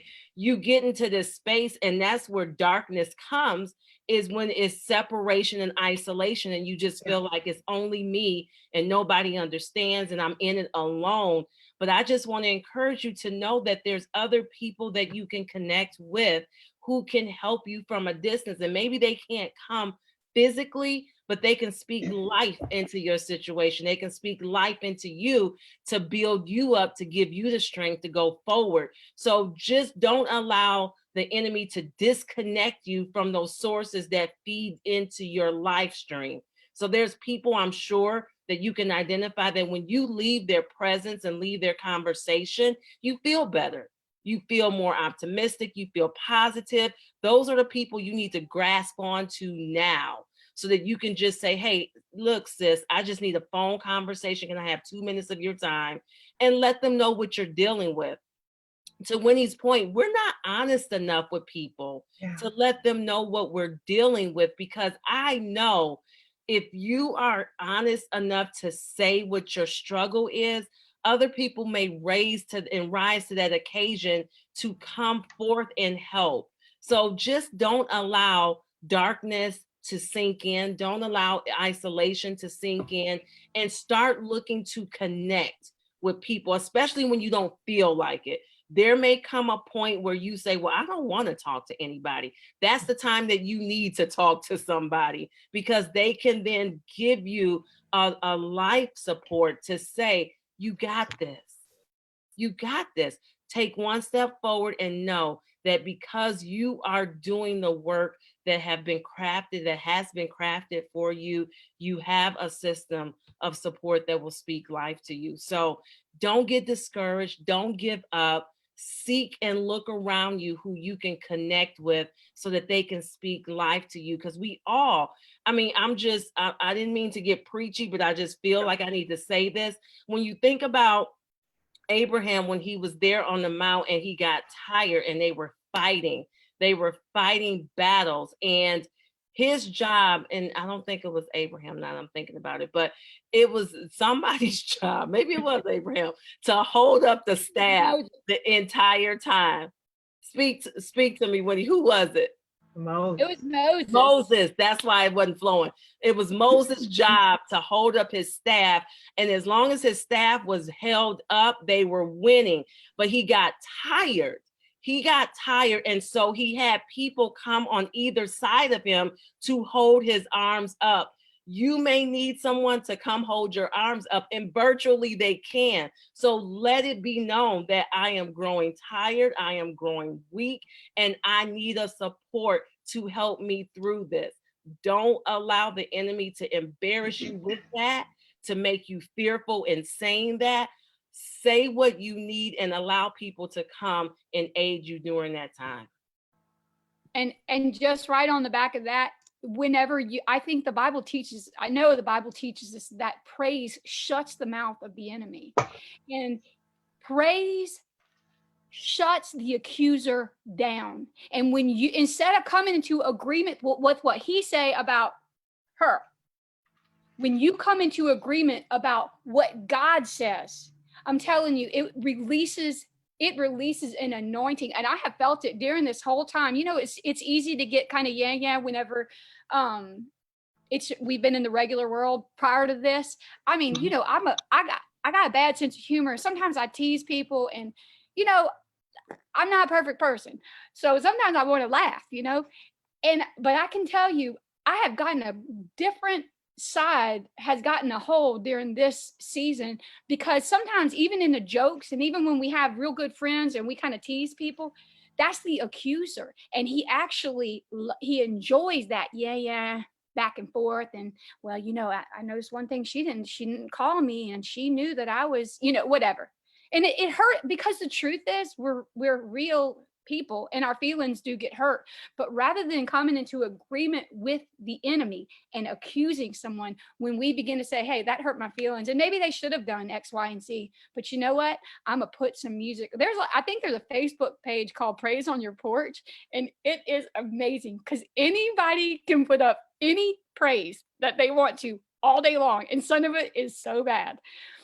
But people are praising all over the United States of America and the world. And God made these unique voices, and some of them are really bad, but you might have a station that you like. I like to laugh, so I put on that Praise on Your Porch, and it breaks the heavy yoke. Hold on, let me read y'all the scripture real quick.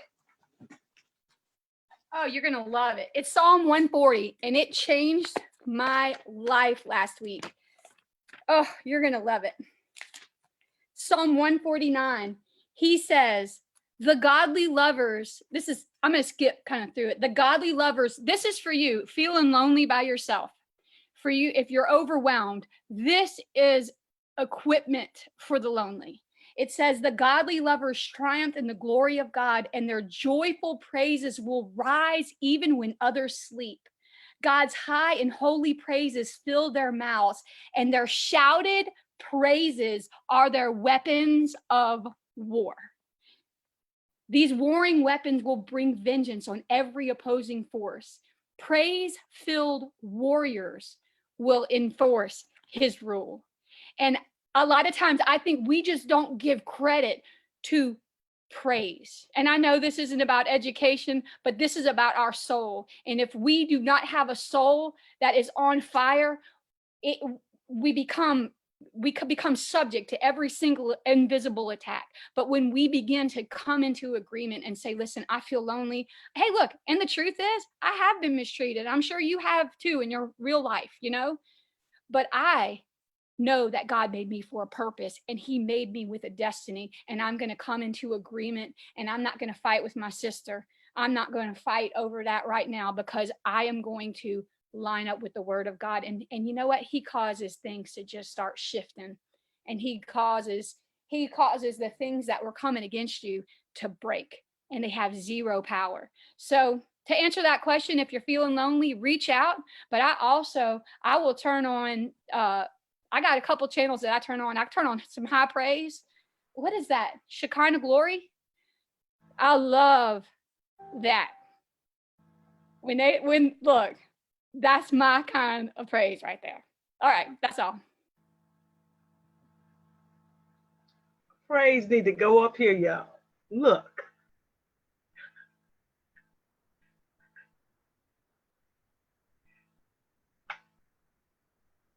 Yes, she just preached. Yes, she did. She preached and she taught us too. Yes, she just did. So we ought to be encouraged that take this message, you guys. Take this message and play it over as much as you have to, and reach out to each and every one of these teachers if you need some support in this season. This is what social media is about. This is what we have to use it for in this season of our lives. We can't touch each other, but we can still touch each other, because that ministered to all of us. In the word of God, I wasn't trying to get preachy either, but I also said to let God have his way. The word of God will reach each and every one of us wherever we are. And so that is my charge. Get in God's presence. Spend some time in God's presence, in his word, and praise him. He is the best encourager. I don't care who you reach out to. Can't nobody do you like Jesus. Can't nobody encourage us like God. Spend some time in his presence. As a matter of fact, where else can we go? What can we do? This is a perfect time to turn to him.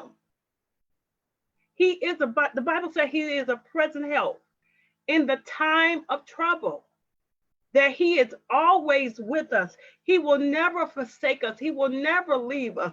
In Isaiah 43, he told us that I love you, I honor you, and I esteem you, and I will be there in the floods. I'm going to be there in the waters, and nothing will overtake you. God is with us. He is with us. He is with us. He is with us. He is with us.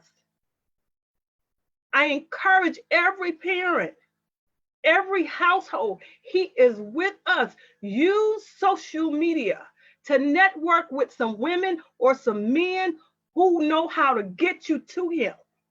That's what you just did. You took us to him. I don't have the answers, but I know who does.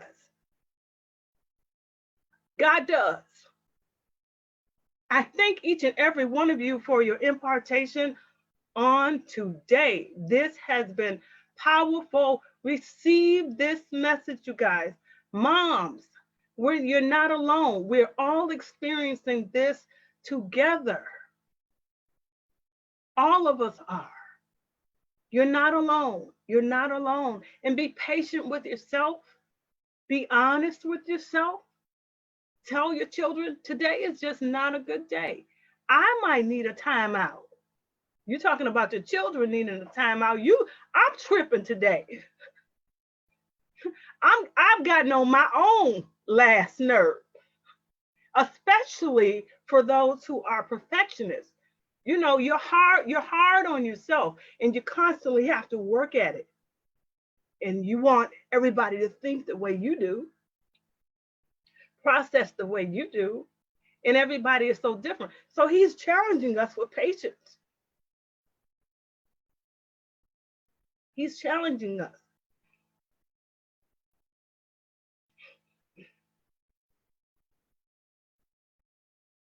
We all need this. We all need this.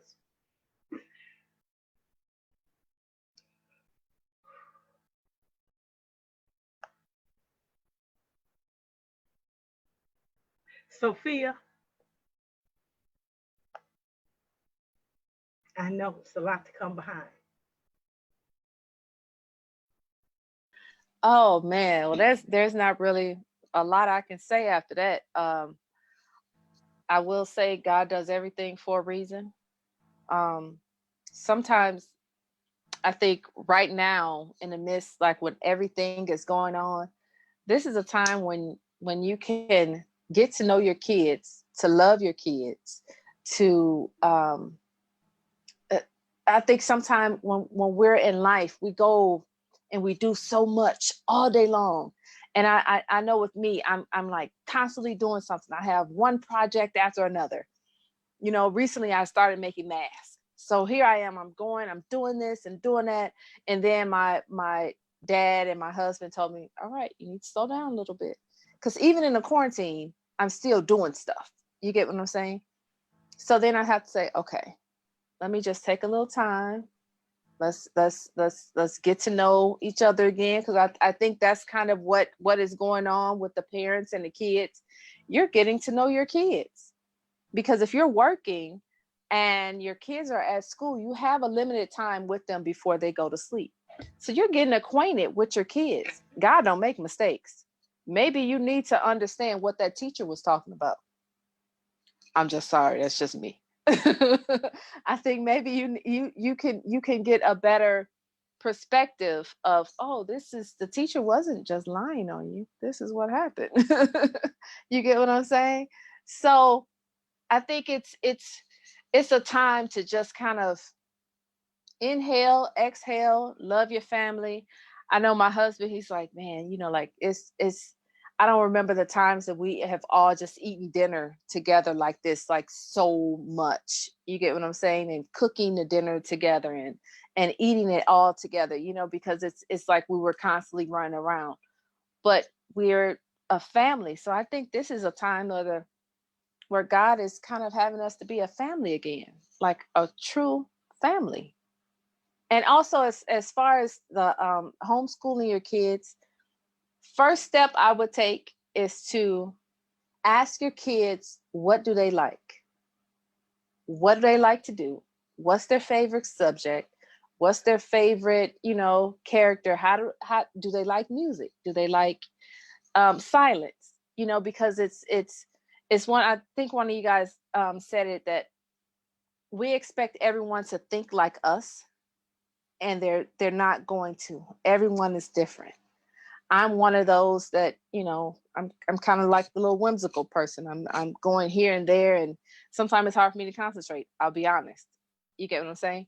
And my kids have a little bit of me, but my son is like, no, like he wants it quiet, and he wants to, you know, do his work. With me, I want to listen to music and listen to an audiobook and, you know, do all these things. So I think it's get to know your kids. Ask questions. Don't just assume. Ask questions, because they're little humans. And that's it.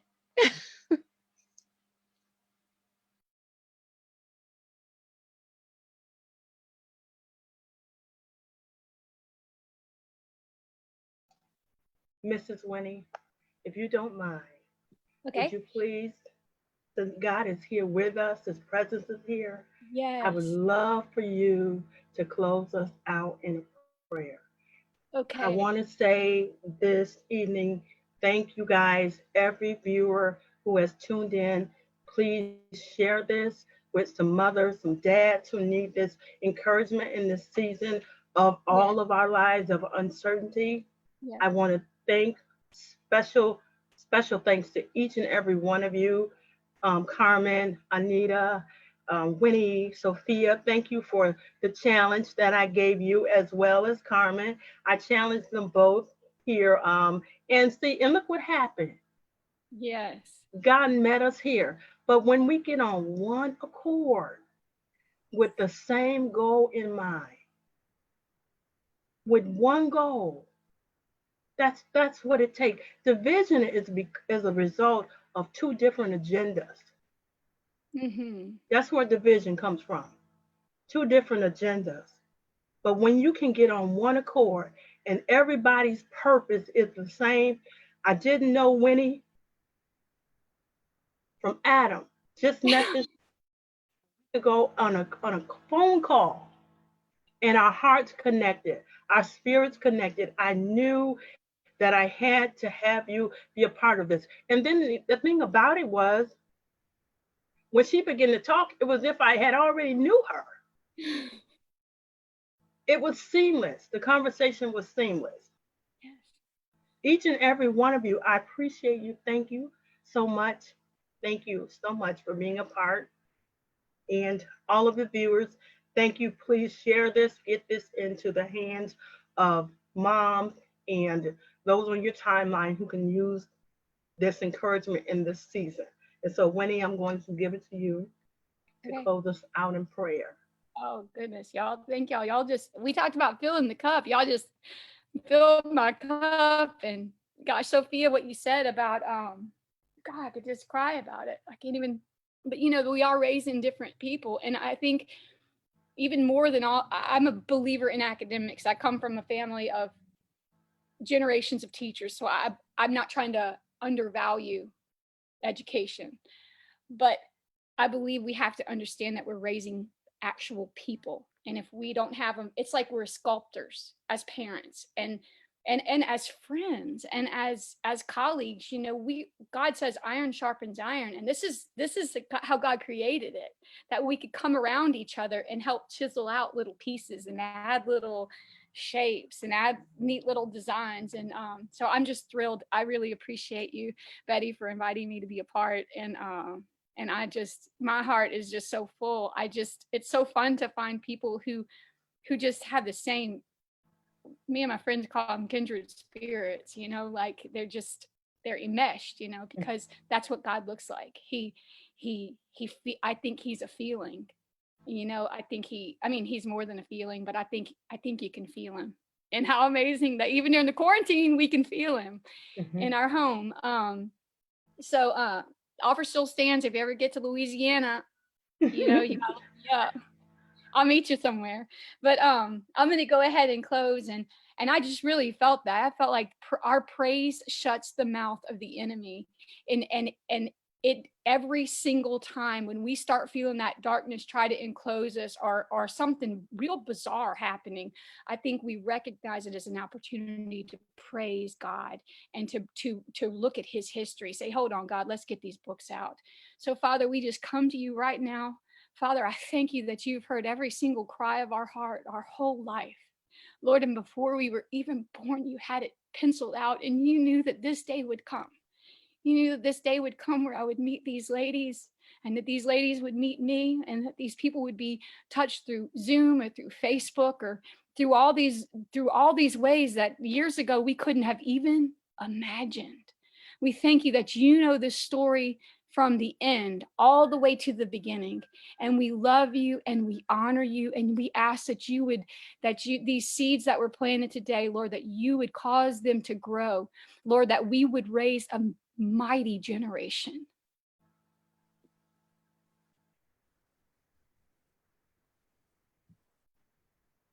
That God, this generation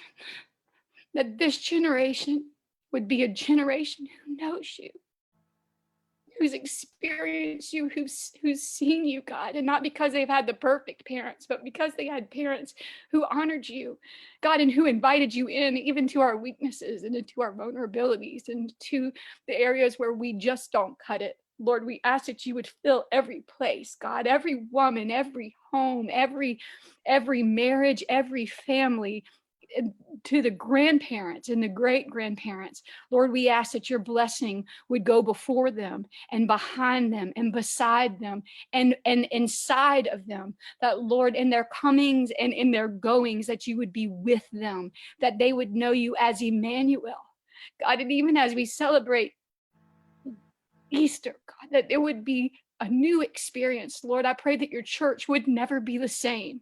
God, that your word would be living inside of us, that it would be burning inside of us, God. And I thank you that you birthed something new even now. In Jesus' name. And everybody said, amen. Amen. So the dog said, that's enough. That's right. I got a dog that's in charge of me, okay? Thank you guys for joining tonight. Thank you. Share this message, please. You guys stay there for just a moment.